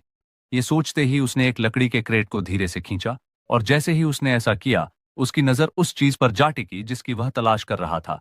एक सोने का दीपक मिल गया, दिव्यता का शिखर, एक इंसेंस बर्नर जो हजारों साल पुरानी प्राचीन शक्ति से भरा हुआ है। शानदार, अब मेरे पास सब कुछ है जो मुझे चाहिए।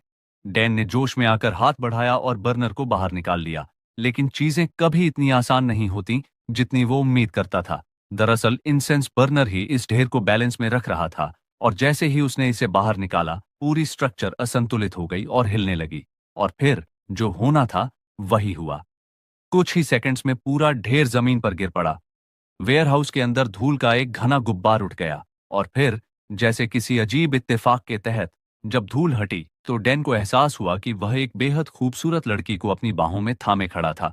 वो लड़की जितनी आकर्षक थी, उतनी ही खतरनाक भी। लेकिन हमारे हीरो को उसकी खूबसूरती देखने का वक्त नहीं मिला, क्योंकि उसने तुरंत पहचान लिया कि वह कौन थी।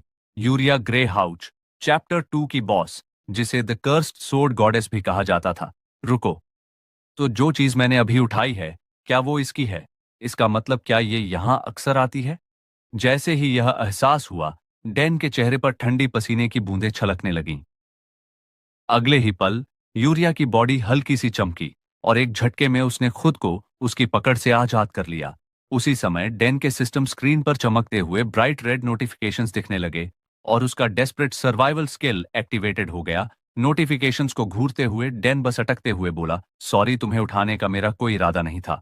लेकिन वह अपनी बात पूरी भी नहीं कर पाया कि यूरिया की परछाई अचानक उसके पीछे प्रकट हुई। एक तेज झटके में उसने अपनी तलवार के हिल्ट से जुड़ी चेन को घुमा दिया, जो सीधा डैन की ओर गई। हवा में एक तेज आवाज गूंजी और सिर्फ एक झटके में उसकी ब्लेड ने सामने रखी लकड़ी की पेटियों को चीर कर रख दिया, जैसे वे कुछ थीं ही नहीं। इस बीच डैन ने खुद को आखिरी सेकंड में पीछे हटा लिया, वरना वह वहीं कटकर गिर जाता। यूरिया के लाइटनिंग फास्ट अटैक्स के सामने डैन के पूरे शरीर के रोंगटे खड़े हो गए। अब उसके पास सिर्फ एक ही चॉइस थी, वो भी भागने की। आखिरकार यूरिया की अटैक रेंज इंसेनली लॉन्ग थी। अगर डैन लड़ना भी चाहता तो वह पास जाकर हमला कैसे करता? पिछली बार तो बस एलिया के साथ सिर्फ फ्रेंडली स्पार था, लेकिन इस बार तो जान पर बनी है। भले ही उसके पास सिस्टम की एबिलिटीज थीं, लेकिन उसका शरीर अब भी दर्द महसूस करता था।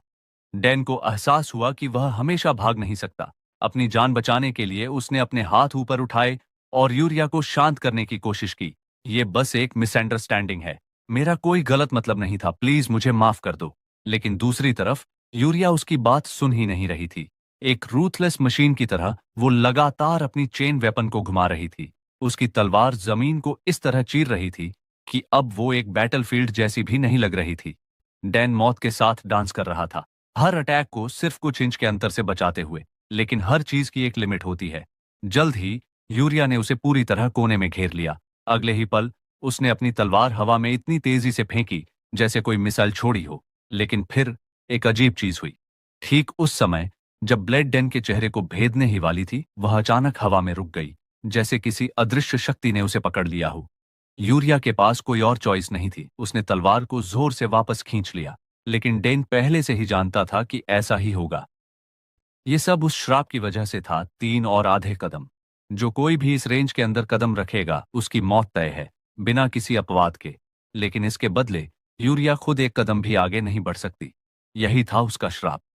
इसी समय यूरिया ने तलवार को डैन की ओर ताना और धीरे से कहा, क्या तुम एक कदम आगे बढ़ सकते हो? डैन तुरंत उसकी नीयत समझ गया और बिना किसी झिझक के मना कर दिया, मैं पागल हूं क्या, ताकि तुम मुझे काट सको? यूरिया ने गंभीरता से सिर हिलाया। उसकी बेरुखी और ठोस इरादों को देखकर डैन का दिल एक पल के लिए कांप गया। अब इस मुसीबत से निकलने का कोई रास्ता नहीं बचा, है ना? जैसे ही यह विचार उसके दिमाग में आया, अचानक यूरिया के पेट से अजीब सी आवाज आई। तुरंत ही उसका चेहरा हल्की गुलाबी रंगत में बदल गया। वह साफ तौर पर शर्मिंदा थी, लेकिन डैन के लिए यह किसी सुनहरे मौके से कम नहीं था। रुको, यह उसकी अपनी जगह है, एक ऐसी जगह जहां वह खुद को सबसे अलग रखती है। यहां तक कि प्रोफेसर भी यहां ज्यादा नहीं आते। इसका मतलब है, यह एहसास होते ही डैन ने मौके का फायदा उठाने का फैसला किया। क्या तुम्हें कुकी चाहिए? ये कहते हुए उसने अपनी स्टैमिना रिकवरी कुकीज का एक मुट्ठी भर हिस्सा बाहर निकाला और उन्हें ललचाने वाले अंदाज में आगे बढ़ाया। लेकिन यूरिया इतनी आसानी से बहलने वाली नहीं थी। उसने थोड़ी नाराजगी दिखाते हुए कहा, मुझे बेवकूफ मत समझो। क्या तुम मुझे खाने से रिश्वत देने की कोशिश कर रहे हो? डैन ने बहस करने की कोई जरूरत नहीं समझी। उसने बस एक कुकी उसकी ओर उछाल दी। यूरिया का शरीर अपने आप प्रतिक्रिया करने लगा। उसका मुंह खुला और उसने कुकी को ठीक वैसे ही पकड़ लिया जैसे कोई पिल्ला हवा में उछला हुआ ट्रीट झपट लेता है। जैसे ही उसे एहसास हुआ कि उसने क्या किया, उसका चेहरा और भी ज्यादा लाल हो गया। वह निश्चित रूप से अजीब महसूस कर रही थी, साफ तौर पर घबराई हुई थी। दूसरी ओर डैन उसकी प्रतिक्रिया से जरा भी हैरान नहीं था। भूख इंसान को मूर्ख बना देती है। एक भूखे इंसान से तर्क करने का कोई फायदा नहीं। जब तलवारबाज लड़की ने पेट भरकर खा लिया, तब जाकर डैन ने राहत की एक लंबी सांस ली। उफ, मैं तो मरते मरते बचा। उसके पीछे यूरिया अब भी अपने खाने में लगी हुई थी। चबाते हुए उसने पूछा, लेकिन तुम हो कौन और यहाँ क्या कर रहे हो? डैन साफ साफ ये नहीं कह सकता था कि वह यहाँ चोरी करने आया था, इसलिए उसका दिमाग तेजी से काम करने लगा और उसने तुरंत एक बहाना बना लिया। मुझे तुम्हारे लिए खाना लाने को कहा गया था। क्या किसी ने तुम्हें मेरी देखभाल करने के लिए कहा? यूरिया ने अपनी आंखें संकरी कर लीं, उसकी बातों पर शक जाहिर करते हुए। वह चाहती थी कि डैन उसे और विस्तार से बताए। इसी दौरान डैन पहले ही अपने अगले कदम की योजना बना रहा था। यह बात भविष्य में मेरे काम आ सकती है। वैसे भी मुझे तो यूरिया से इतनी जल्दी मिलना नहीं था।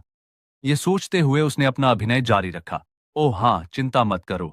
तुम्हारी बहन होली किंगडम में बिल्कुल सुरक्षित है। एम्परर अभी तुम दोनों पर ध्यान नहीं देगा, लेकिन तुम्हें तब तक छिपकर रहना होगा। मैं बाद में वापस आऊंगा।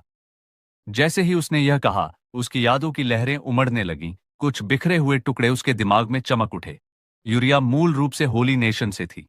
वह वहां से भागकर अलांटे आई थी और इसकी वजह थी होली एम्परर। उसकी तलवार एक शापित और दुष्ट हथियार के रूप में कुख्यात थी और उसे थामने के कारण वो खुद भी उसके श्राप से बंधी थी। इस श्राप के चलते वह एक निश्चित सीमा से बाहर एक भी कदम नहीं रख सकती थी। डेन जानता था कि उसके पास अब यही एक मौका था, उसे उसकी इकलौती बची हुई फैमिली की खबर देना, क्योंकि कभी कभी उम्मीद की हल्की सी किरण भी किसी को आगे बढ़ने की ताकत दे सकती है। डैन खुशकिस्मत था कि वो आर्टिफैक्ट लेकर बिना किसी परेशानी के स्टोरेज रूम से निकल गया।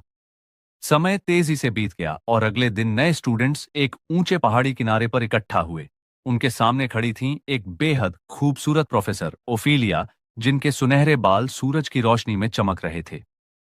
उन्होंने हल्की मुस्कान के साथ दूर खड़ी इमारतों की ओर इशारा किया और स्टूडेंट ग्रुप को बताया, तो फिर वहां वो है एकेडमी, ये है ट्रेनिंग ग्राउंड्स, और वो सामने मैजिक टावर। सबको साफ दिखाई दे रहा है ना? कुछ दिनों बाद फ्रेशमैन ओरिएंटेशन सेरेमनी में तुम्हें अपनी प्राइमरी और सेकेंडरी डिसिप्लिन्स क्लास चुननी होंगी, जैसे नाइट, मैज, इंजीनियर और क्लेरिक। ये सब तो तुम्हें पता ही। भीड़ के बीच से एक स्टूडेंट ने सवाल किया, क्या ट्राइबल ग्रुप्स भी होली नेशन के साथ यहाँ स्टडी कर रहे हैं?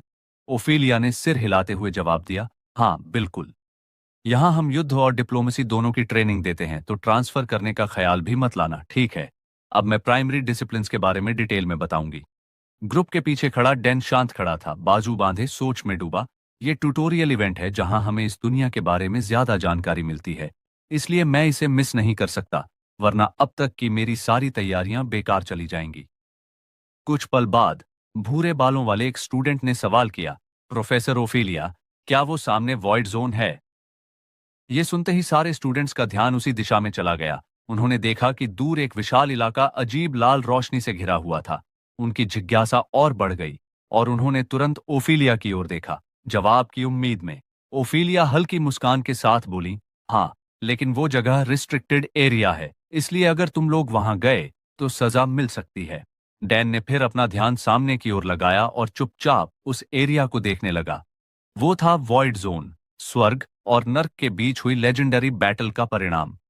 यही वो जगह थी जहां गॉड के मैसेंजर और हीरोज ने राक्षसों को सील किया था। सैकड़ों साल बीत चुके थे, लेकिन डिवाइन और डार्कनेस एनर्जी अब भी आपस में टकरा रही थी, और खतरा यह है कि डीमंस दोबारा से फ्री ना हो जाए। यही वो सबसे संवेदनशील स्थान था जहां से राक्षस मुक्त हो सकते थे, और इसलिए ही होली नेशन, ट्राइबल अलायंस और एम्पायर ने मिलकर गोल्डन ट्रायंगल का गठन किया है, ताकि इस एरिया की निगरानी की जा सके। इस गठबंधन में अलोंटे और अदरी जैसे क्षेत्र शामिल थे। दूसरी ओर एक लाल बालों वाले स्टूडेंट ने अपना हाथ उठाया और पूछा, प्रोफेसर ओफिलिया, क्या हम उसे थोड़ा करीब से देख सकते हैं क्या? ओफिलिया ने सिर हिलाया, लेकिन साथ ही चेतावनी भी दी, जब तक तुम प्रोटेक्टिव बैरियर के किनारे रहोगे तब तक कोई खतरा नहीं है। यह सुनकर डैन के चेहरे पर संतुष्ट मुस्कान फैल गई और उसने कहा, ठीक है, प्लान यही है कि लंच के बहाने चुपचाप निकल जाऊं और बाद में वापस आ जाऊं। मुझे कुछ जरूरी काम निपटाने हैं। एंजल्स, जो पहाड़ों को हिला सकते थे और समुद्र को चीर सकते थे, और उनसे भी अधिक शक्तिशाली आर्कएंजल्स ने इस बैरियर को बनाया था। इसी बैरियर की वजह से स्टूडेंट्स इस खतरनाक जगह में बिना किसी खतरे के रह सकते थे। अपनी योजनाओं में खोए डैन से अनजान ओफिलिया ने हंसते हुए कहा, ठीक है, हम यहीं लंच करेंगे। ये सुनते ही डैन उनके पास गया और धीरे से पूछा, प्रोफेसर, क्या मैं कहीं और लंच कर सकता हूं? मुझे यहां अनकंफर्टेबल महसूस हो रहा है। ओफिलिया ने सहमति में सिर हिलाया, लेकिन साथ ही चेतावनी भी दी, बहुत दूर मत जाना वरना मुश्किल हो सकती है। डैन ने जवाब दिया, ठीक है मैम। ये कहकर वो वहां से निकल गया। बाकी स्टूडेंट्स को ये पसंद नहीं आया। वे बड़बड़ाने लगे, ये कमीना थोड़ा सा फेमस क्या हो गया, खुद को बड़ा समझने लगा है। उनकी नाराजगी से अनजान डैन जल्दी से एक सुनसान जगह पर पहुंच गया, जहां कोई उसे देख नहीं सकता था। यहां पहुंचकर उसने वो आर्टिफैक्ट निकाला जो उसने यूरिया से लिया था। फिर उसने एक छोटी पाउच से unicorn horn powder, Phoenix feather निकाला और उस आर्टिफैक्ट में डाल दिया। जैसे ही वो मिश्रण जलाया, हल्का बैंगनी धुआं उठने लगा। डैन ने धीरे से एम्बर्स पर फूंका, जिससे आग और तेज हो गई।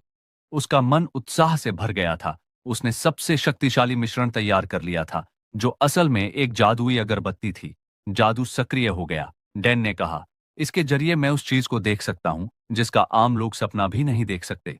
तभी हम देखते हैं, अचानक डैन के सामने तेज रोशनी फैल जाती है और उसी पल उसके सामने एक रहस्यमयी पोर्टल ओपन होता है। पिछले एपिसोड के अंत में हमने देखा था कि डैन के सामने एक रहस्यमयी पोर्टल खुला था। अब इस एपिसोड की शुरुआत में हम देखते हैं कि उस पोर्टल के अंदर से डैन को एक आवाज सुनाई देती है। वो आवाज कहती है, तुमने कहा था एलीट फोर्स कहाँ है? दूसरा व्यक्ति जवाब देता है, नहीं, मैंने कहा था कि जमीन को समतल कर दो, और तुमने क्या किया? बस एक ड्रेनेज होल खोदकर छोड़ दिया। फिर वह आवाज किसी तीसरे व्यक्ति से कहती है, क्या तुम्हें लगता है कि जमीन को समतल करने का मतलब खुदाई करना है? उस व्यक्ति ने जवाब दिया, जमीन बहुत सख्त है। दूसरी आवाज ने तुरंत जवाब दिया, क्या तुम्हारा फावड़ा जमीन से ज्यादा सख्त नहीं है? तभी अचानक आवाजें रुक गईं। उन्होंने आखिरकार डैन को अपनी ओर देखते हुए देख लिया। रुको, क्या वो इंसान हमें देख रहा है? वो काफी देर से घूर रहा है, लेकिन क्या ये अच्छा नहीं कि वो चुपचाप खड़ा है, बजाय इसके कि हमारे पास आकर परेशान करे? इसी बीच गंजे एंजल ने कुछ और देखा, जो उसे और ज्यादा परेशान कर गया। उसका साथी इस मौके का फायदा उठाकर आराम करने लगा था। उसका चेहरा सख्त हो गया और उसने गुस्से में कहा, किसने कहा कि काम रोक दो? तुम्हारा फावड़ा क्यों नहीं चल रहा? घुंघराले बालों वाला एंजल गहरी सांस लेते हुए माथा पोंछता है और थकी हुई मुस्कान के साथ बोला, देखो, अब चल रहा है। लेकिन गंजा एंजल अब भी संतुष्ट नहीं था। वो फिर गरजा, ऐसे नहीं, बराबर से खोदो, बेवकूफ, रुक क्यों गए? दूसरी ओर डैन चुपचाप खड़ा उस अजीब नजारे को देख रहा था। एंजल्स जमीन खोद रहे थे। उसने कभी नहीं सोचा था कि स्वर्ग का ऐसा दृश्य भी हो सकता है। अभी वो कुछ समझ पाता, उससे पहले एक तेज हॉर्न की आवाज गूंजी। एक बड़ा ट्रक वहां आकर रुका। ट्रक का ड्राइवर एंजल खिड़की से झांकते हुए चिल्लाया, चलो भाई, पवित्र मिट्टी की ईंटें आ गई हैं, आओ और उतरवाओ। बाकी सारे एंजेल्स ट्रक की ओर मुड़ गए। उनका ध्यान तुरंत वहीं चला गया। किसी ने पूछा, कितनी ईंटें हैं? लंबे बालों वाला फरिश्ता ट्रक के ऊपर पड़ा कपड़ा खींचते हुए बोला, अनलिमिटेड। लेकिन इससे पहले कि वह इस पल का आनंद ले पाता, एक फीमेल एंजल ने उसे चुपके से कुकी खाते देख लिया। क्या तुम सच में अभी कुकीज चुराकर खा रहे हो? उसने ताज्जुब से पूछा। लंबे बालों वाले एंजल ने उसे घूरते हुए कहा, तुम ड्राइवर हो, है ना? फीमेल एंजल ने जवाब दिया, नहीं, मैं सोल्जर हूं। इस पर लंबे बालों वाले एंजल ने कहा, तो फिर अपनी एनर्जी अपने काम में लगाओ, यहां नहीं। दूसरी ओर गंजे सिर वाला एंजल अब भी अपने साथियों पर चिल्ला रहा था, अरे तुम लोग क्या देख रहे हो? अपने सीनियर्स को देखो कैसे मेहनत कर रहे हैं। ये सुनते ही घुंघराले बालों वाला एंजल तेजी से ईंट बनाने के सेक्शन की ओर भागा। उसे लगा कि मिट्टी खोदने से तो ये आसान होगा और कम से कम उसे अपने सीनियर की डांट नहीं सुननी पड़ेगी। एक और कोने में एक यंग एंजल ने अपने स्क्वाड कैप्टन को एक ईंट दी और पूछा, कैप्टन, खाना अभी तक नहीं आया क्या? कैप्टन ने थकावट भरी सांस लेते हुए कहा, माफ करना, लेकिन ट्रांसपोर्ट ट्रक रास्ते में खराब हो गया है। उसे ठीक करने की कोशिश हो रही है, इसलिए थोड़ा वक्त लगेगा। बस थोड़ा और इंतजार कर लो। डैन दूर खड़ा सारा सीन देख रहा था और हल्की मुस्कान के साथ बोला, तो यही वजह है कि एंजल कहीं भी नहीं जाते। अगर इस सिचुएशन को समझाऊं तो ये एक मिलिट्री जैसा है। स्क्वाड्स, रैंकिंग सिस्टम्स और लगातार मिलते ऑर्डर्स। इस गेम वर्ल्ड का भी अपना लॉजिक है। मुझे पता था कि चैप्टर 2 के बाद ही फरिश्तों से इंटरेक्ट किया जा सकता है। हाई रैंकिंग एंजल्स से मिलने में और भी वक्त लगता है, लेकिन मुझे पता है कि उन्हें क्या चाहिए, कुछ बेहद सिंपल। ये सोचते हुए डैन ने सामने डिलीशियस फूड्स की एक प्लेट सजा दी। फिर हल्की आवाज में, ताकि कुछ लोग सुन सकें, वो बोला, वाह, खाने के लिए शुक्रिया। दूसरी तरफ एंजल्स का ध्यान तुरंत उस खाने की ओर चला गया। वो इंसान अब भी हमें देख रहा है। उसके हाथ में क्या खाना है? वो कितना एंजॉय कर रहा है? और घुंघराले बालों वाले फरिश्ते ने हिचकिचाते हुए पूछा, क्या हम उससे एक बाइट मांग सकते हैं? लेकिन लंबे बालों वाले एंजल ने उसे तुरंत डांटते हुए कहा, तूने अभी तक मॉर्टल रेल्म में उतरने का हक भी नहीं कमाया है और सपने देख रहा है। अब अपने हाथ तेज चला। डैन को पता था कि ये एंजल्स मेहनत से थक चुके हैं और भूखे भी हैं, इसलिए उसने मुस्कुराते हुए कहा, प्रिय एंजल्स, कृपया काम शुरू करने से पहले अच्छा खाना खा लें। मुझे डर है कि कहीं आप थकावट से गिर ना जाएं। और जैसे ही उसके शब्द खत्म हुए, कुछ ऐसा हुआ जैसे किसी वर्ल्ड रूल ने काम किया हो। डेन के सामने रखा खाना गायब हो गया और सीधे एंजल्स के हाथों में पहुंच गया। ये देखकर एंजल्स की आंखों में खुशी चमक उठी। यहां तक कि हमेशा गुस्से में रहने वाला गंजा एंजल भी मुस्कुरा उठा और बोला, ठीक है, सब लोग 10 मिनट का ब्रेक ले लो। एंजल्स ने खुशी खुशी खाने का मजा लिया। उनकी खुशी देखते हुए डेन ने संतोष से अपनी ठुड्डी पर हाथ फेरा। इस दुनिया के नियम मेरी दुनिया से बिल्कुल अलग हैं। मेरा एक छोटा सा भोजन इनके लिए काफी था, इन सभी को खुश करने के लिए। समय तेजी से बीता और एंजल्स ने हर बाइट का पूरा आनंद लिया। खाना खत्म होते ही गंजे एंजेल ने मुस्कान के साथ डैन की ओर देखा और कहा, वाह, खाना बढ़िया था, मेहनती लोगों के लिए एकदम परफेक्ट। फिर अचानक उसने डैन की ओर इशारा करते हुए कहा, अच्छा, अब वो यहां ले आओ। डैन ने हैरानी से पूछा, क्या ले आऊं? अरे, तुम्हारे बगल में रखा इंसेंस बर्नर। तुमने ये सब हमारे लिए बिना किसी वजह के नहीं किया होगा, है ना? अब जल्दी से ले आओ, मैं इसे ब्लेसिंग्स दूंगा। डैन ने बिना देर किए इंसेंस बर्नर को उठाया और पोर्टल के करीब ले आया।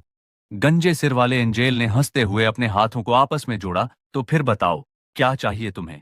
बस लिमिट में रहना, मैं पूरी कोशिश करूंगा तुम्हारी उम्मीदों पर खरा उतरने की। ये सुनकर डैन हैरान रह गया। इतना आसान? मुझे तो लगा था कि मुझे काफी मोल भाव करना पड़ेगा। क्या मेन स्टोरी में कोई साइड क्वेस्ट इतनी आसानी से पूरी हो जाती है? पर इससे पहले कि डैन कुछ पूछ पाता, एंजेल ने मानो उसके मन की बात पढ़ ली। तुम सोच रहे हो, मैं तुम्हारे साथ इतना अच्छा क्यों व्यवहार कर रहा हूं और किसी के साथ क्यों नहीं, है ना? एंजेल का लहजा आत्मविश्वास से भरा था। एंजेल ने कहा, मैं बता सकता हूं कि तुम्हारे पास एक दिलचस्प स्किल है, लेकिन तुमने उसे ठीक से विकसित नहीं किया। अगर थोड़ी भी मेहनत करो तो ये तुम्हें भविष्य में बड़ा फायदा दे सकती है। तुम्हें अभी से उस पर काम शुरू कर देना चाहिए। ये सुनकर डैन ने धीरे से कहा, क्या ये कोई जादुई ताकत है? इसने एक ही नजर में ये सब कैसे जान लिया? क्या ये मेरी उसी स्किल की बात कर रहे हैं, अफेक्शन ऑफ ईवल? एंजेल ने डैन की अंदरूनी घबराहट को नजरअंदाज करते हुए कहा, तुम्हारी वो स्किल तुम्हारे सोच से कहीं ज्यादा ताकतवर है, लेकिन इसे कैसे रिफाइन करना है, ये तुम्हारे ऊपर है। इसकी वजह से तुम एक ऐसे मॉन्स्टर के द्वारा पकड़ लिए जाओगे जो बेरहम होगा, लेकिन अजीब तरह से अफेक्शनेट भी। ये सुनकर डैन का दिल बैठ गया। मुझे पता था, जब मैंने उस इंसेंस बर्नर को यूज किया था, तभी मैंने हर संभव सिनारियो पर विचार किया था। मुझे अपनी सर्वाइवल के लिए सबसे अच्छा स्किल पाथ खोजना होगा। डैन अपनी सोच में उलझा हुआ था कि तभी एंजेल ने कुछ ऐसा किया जिसकी उसने कल्पना भी नहीं की थी। डैन अपने ख्यालों में डूबा हुआ था, तभी गंजे सिर वाले एंजल ने अचानक कुछ चौंका देने वाला कर दिया। पलक झपकते ही उसकी पूरी शक्ल बदल गई। कठोर और गुस्सैल बूढ़े इंसान की जगह अब एक जवान, तेजस्वी और लंबे बालों वाला व्यक्ति खड़ा था। पास में खड़ा एक इंसानी ऑब्जर्वर, जो बस कैजुअली देख रहा था, डर से जम गया, लेकिन एंजेल सिर्फ मुस्कुराया। तुम हैरानी से ज्यादा शांत हो, है ना? मैं तुम्हारे अंदर एक महान व्यक्ति को देख रहा हूं। मुझे अब कोई चिंता नहीं है। ठीक है, मैंने तुम्हें ब्लेसिंग दे दिया है। क्या? इतनी जल्दी? डैन ने हैरानी से पलकें झपकाईं। उसने तो एंजेल को कोई रिचुअल या मैजिक करते हुए देखा ही नहीं था, वो तो बस बात कर रहा था, लेकिन फिर भी ब्लेसिंग पूरी हो चुकी थी। डैन बस धीरे से बोला, थैंक यू। इस दौरान एक और एंजेल, जो ये सब देख रहा था, आगे आया और पूछा, सर्जेंट, आप एक साधारण इंसान को ये सब क्यों बता रहे हैं? इस पर लंबे बालों वाले एंजेल ने उसे तीखी निगाहों से घूरते हुए कहा, क्या तुमने वो पवित्र मिट्टी की ईंटें शिफ्ट कर ली हैं? उस एंजेल ने कहा, लगभग कर ली है। एंजल के इस जवाब के बाद वो चुपचाप वहां से चला गया और डबल स्पीड से काम करने लगा। डैन अब भी उस रहस्यमयी बात का मतलब नहीं समझ पाया था, क्रूर लेकिन स्नेही, इसका मतलब क्या है? और महान व्यक्ति, क्या वो मुझे ओवर एस्टिमेट कर रहा है? वो इन शब्दों पर सोचते हुए उलझन में पड़ गया। फिर जाने से पहले लंबे बालों वाले एंजल ने आखिरी सलाह दी, खुद पर भरोसा रखो, उन छोटी छोटी चीजों में भी जो मैंने तुम्हें सौंपी हैं। और इसके साथ ही डैन के सामने का विशाल गेट गायब हो गया। डैन वहीं खड़ा रहा, एंजेल की बातों को बार बार अपने दिमाग में दोहराता रहा। मैं तो बस इसलिए मेहनत कर रहा हूं क्योंकि मैं मरना नहीं चाहता, लेकिन ये एक एंजेल की चेतावनी है, इसलिए इसे गंभीरता से लेना ही होगा। अपने ख्यालों को झटकते हुए डैन ने ध्यान इंसेंस बर्नर की ओर लगाया, ये देखने के लिए कि उसे क्या ब्लेसिंग मिली है। तभी उसकी आंखों के सामने कई नोटिफिकेशन स्क्रीन चमक उठी। Holy incense burner, rank C, दूसरी दुनिया की डिवाइन पावर से भरा एक पवित्र अवशेष। एबिलिटीज, एक, एस्थेटिकिज्म, रैंक सी, थोड़ी सी मना खर्च करके सभी बोनस स्टैट्स को अस्थायी रूप से रिजर्व्स में बदल देता है। Cool down 20 seconds. Evolution, proof of destiny के साथ। 2. प्रोटेक्टिव शील्ड, रैंक सी, थोड़ी सी मना खर्च करके एक बार का शील्ड बनाता है और एक लाभदायक इफेक्ट देता है। Cool down 20 seconds, evolution, sacred mark के साथ। डैन ने नोटिफिकेशन पढ़ा और अपनी हैरानी छुपाने की कोशिश की। मैंने तो बस थोड़ा खाना दिया था और बदले में ये मिल गया। उस एंजेल ने वाकई मुझे जबरदस्त फायदा पहुंचा दिया। वो सोचते हुए अपनी ठुड्डी सहलाने लगा। स्टैट स्ट्रक्चर का हेल्थ से सीधा कनेक्शन है, यानी ये मेरी सर्वाइवल चांस को बढ़ा रहा है। मेरी डेस्परेट सर्वाइवल स्किल वैसे भी तब एक्टिवेट होती है जब मैं खतरे में होता हूं, तो इस सेटअप को मैं पूरी तरह से मैक्सिमाइज कर सकता हूं। लेकिन असली बात थी एवोल्यूशन। इस दुनिया में हर चीज का नेचुरली इवॉल्व होना संभव है, जिससे परफॉर्मेंस समय के साथ बेहतर होती है। कहानी की इतनी शुरुआती स्टेज पर ऐसा कुछ मिल जाना वाकई मेरे लिए किस्मत की बात है। लेकिन एक दिक्कत थी, दोनों स्किल्स को एक्टिवेट करने के लिए थोड़ी सी माना चाहिए, और मेरे पास कोई माना रिलेटेड एट्रीब्यूट नहीं है। ये एक ब्लेसिंग भी है और कर्स भी। अगर मैं खुद से काफी माना जनरेट नहीं कर पाया, तो कोई और तरीका ढूंढना पड़ेगा। सीन बदलता है। डैन एक बड़े प्लाजा में खड़ा था, जहां कई स्टूडेंट्स मौजूद थे। डैन अपने ही ख्यालों में खोया हुआ था, जैसे किसी गहरी सोच में डूबा हो। उसकी इस बेख्याली को देखकर सामने खड़ा एक आदमी गुस्सा हो गया। क्या ध्यान भटकाना भी तुम्हारी कोई स्किल है? तुमने कहा था कि तुम 1-2 जनों की टीम बनाना चाहते हो, है ना? तो तुम्हारा पार्टनर कहाँ है? डैन ने आत्मविश्वास से मुस्कुराते हुए जवाब दिया, वो अभी आता ही होगा। स्टाफ मेंबर ने उसकी आत्मविश्वासी बात पर हंसते हुए कहा, तुम्हारे जैसे किसी के लिए भला कौन आएगा? उस आदमी की डिसबिलीफ देखकर डैन ने अपनी बात पर जोर दिया, मैं झूठ नहीं बोल रहा। ये जगह जल्दी ही भीड़ से भर जाएगी। मेरा पार्टनर बहुत पॉपुलर है, तुम खुद देख लेना। डैन ने अपनी घड़ी देखी और दिमाग में टाइमलाइन का हिसाब लगाया। अगर कहानी अपने हिसाब से चल रही है, तो उसे अभी तक आ जाना चाहिए। और जैसे ही उसने ये सोचा, पीछे से एक आत्मविश्वास भरी आवाज आई, हेलो, क्या यही मॉन्स्टर रिसर्च डिवीजन है? जानी पहचानी आवाज सुनकर डैन मुस्कुराया और हाथ उठाकर स्वागत किया। उसकी आंखों में अब आत्मविश्वास झलक रहा था। वो अब पहले जैसा डरपोक और सतर्क डैन नहीं रहा था, बल्कि उसके अंदाज में एक नया आत्मविश्वास और ठहराव नजर आ रहा था। मैं सच में इस कहानी के प्रोटैगनिस्ट से दूर रहना चाहता था, लेकिन लगता है मैंने अपना फैसला बदल दिया, खासकर उस एंजेल की बात सुनने के बाद। उसके सामने खड़ी एलिया थोड़ी हैरान हो गई, लेकिन डैन ने तुरंत एक सुझाव दिया, तुमने पहले कहा था कि हमें एक दूसरे को बेहतर जानना चाहिए, तो क्या वो ऑफर अभी भी ओपन है? एलिया उसकी बात सुनकर थोड़ी हैरान हो गई। ये लड़का कुछ ज्यादा ही अजीब है। उसका पहला रिएक्शन था डैन की सडन फ्रेंडलीनेस पर शक करना, लेकिन फिर उसे सब कुछ याद आता है। हर वो पल जब डैन ने कहा था कि उसे एलेना कितनी पसंद है, और फिर वो मन ही मन सोचती है, अब सब समझ आ गया। ये कमीना बस एलेना को जलाने के लिए मेरे करीब आना चाहता है। सीन बदलता है। हमें अलोंटे एकेडमी के सिमुलेशन डंजन का सीन दिखाया जाता है। डैन और एलिया को इस सिमुलेशन बैटल के लिए एक साथ जोड़ा गया था, और अब वे दोनों एक काम रोशनी वाले चैम्बर के अंदर खड़े थे, जहां चारों ओर अंधेरे में लाल आंखें चमक रही थीं। एलिया ने अपनी तलवार को कसकर पकड़ा और थोड़ी घबराहट के साथ डैन की ओर मुड़ी। डैन, क्या तुम सच में इसके लिए श्योर हो? उसके सवाल पर डैन, जो पीछे खड़ा था, ने थकावट भरी सांस लेते हुए कहा, अरे थोड़ा भरोसा रखो। मैंने तो सोचा था कि तुम ही मुझसे दोस्ती करना चाहती थी। क्या तुम्हें हमारी पहली मुलाकात याद नहीं? तुम्हें तो मुझसे मिलते ही लड़ाई करनी थी। एलिया ने थोड़ी देर सोचा और फिर जवाब दिया, बिल्कुल याद है। हालांकि उस दिन तो मुझे ही हार मिली थी। लेकिन इससे पहले कि वे अपनी बात आगे बढ़ाते, डैन का एक्सप्रेशन अचानक सीरियस हो गया, जैसे उसे कुछ आभास हो गया हो। बहुत बातें हो गईं। अगर सच में दोस्त बनना चाहती हो, तो बस वही करो जो मैं कहूं। 9 बजे से 3 दुश्मन आ रहे हैं। एलिया ने तुरंत 9 बजे की दिशा में मुड़कर देखा। सच में, एक बड़ा भेड़िया जिसके नुकीले दांत चमक रहे थे उस पर झपटा। और बस आज के एपिसोड के लिए इतना ही। अगला पार्ट देखना चाहते हो तो नीचे कमेंट करो नेक्स्ट पार्ट, और बताओ कि तुम चाहते हो हम इस सीरीज को आगे कंटिन्यू करें। और ये भी बताओ कि अगला कौन सा मनहवा या वेबटून तुम चाहते हो हम कवर करें। हम हर कमेंट पढ़ते हैं। अगर तुम्हें स्टोरी पसंद आई हो तो वीडियो को लाइक करना मत भूलना और चैनल को सब्सक्राइब करो, ताकि तुम्हें ऐसे ही एपिक मनहवा रिकैप्स मिलते रहें। तुम्हारा फीडबैक तय करता है कि हम आगे क्या बनाएं, तो खुलकर बताओ। ये तुम्हारा चैनल है, तुम्हारी मनहवा की दुनिया, हम तो बस उसे जिंदा करते हैं। देखने के लिए शुक्रिया और अगली बार तक के लिए गुड बाय।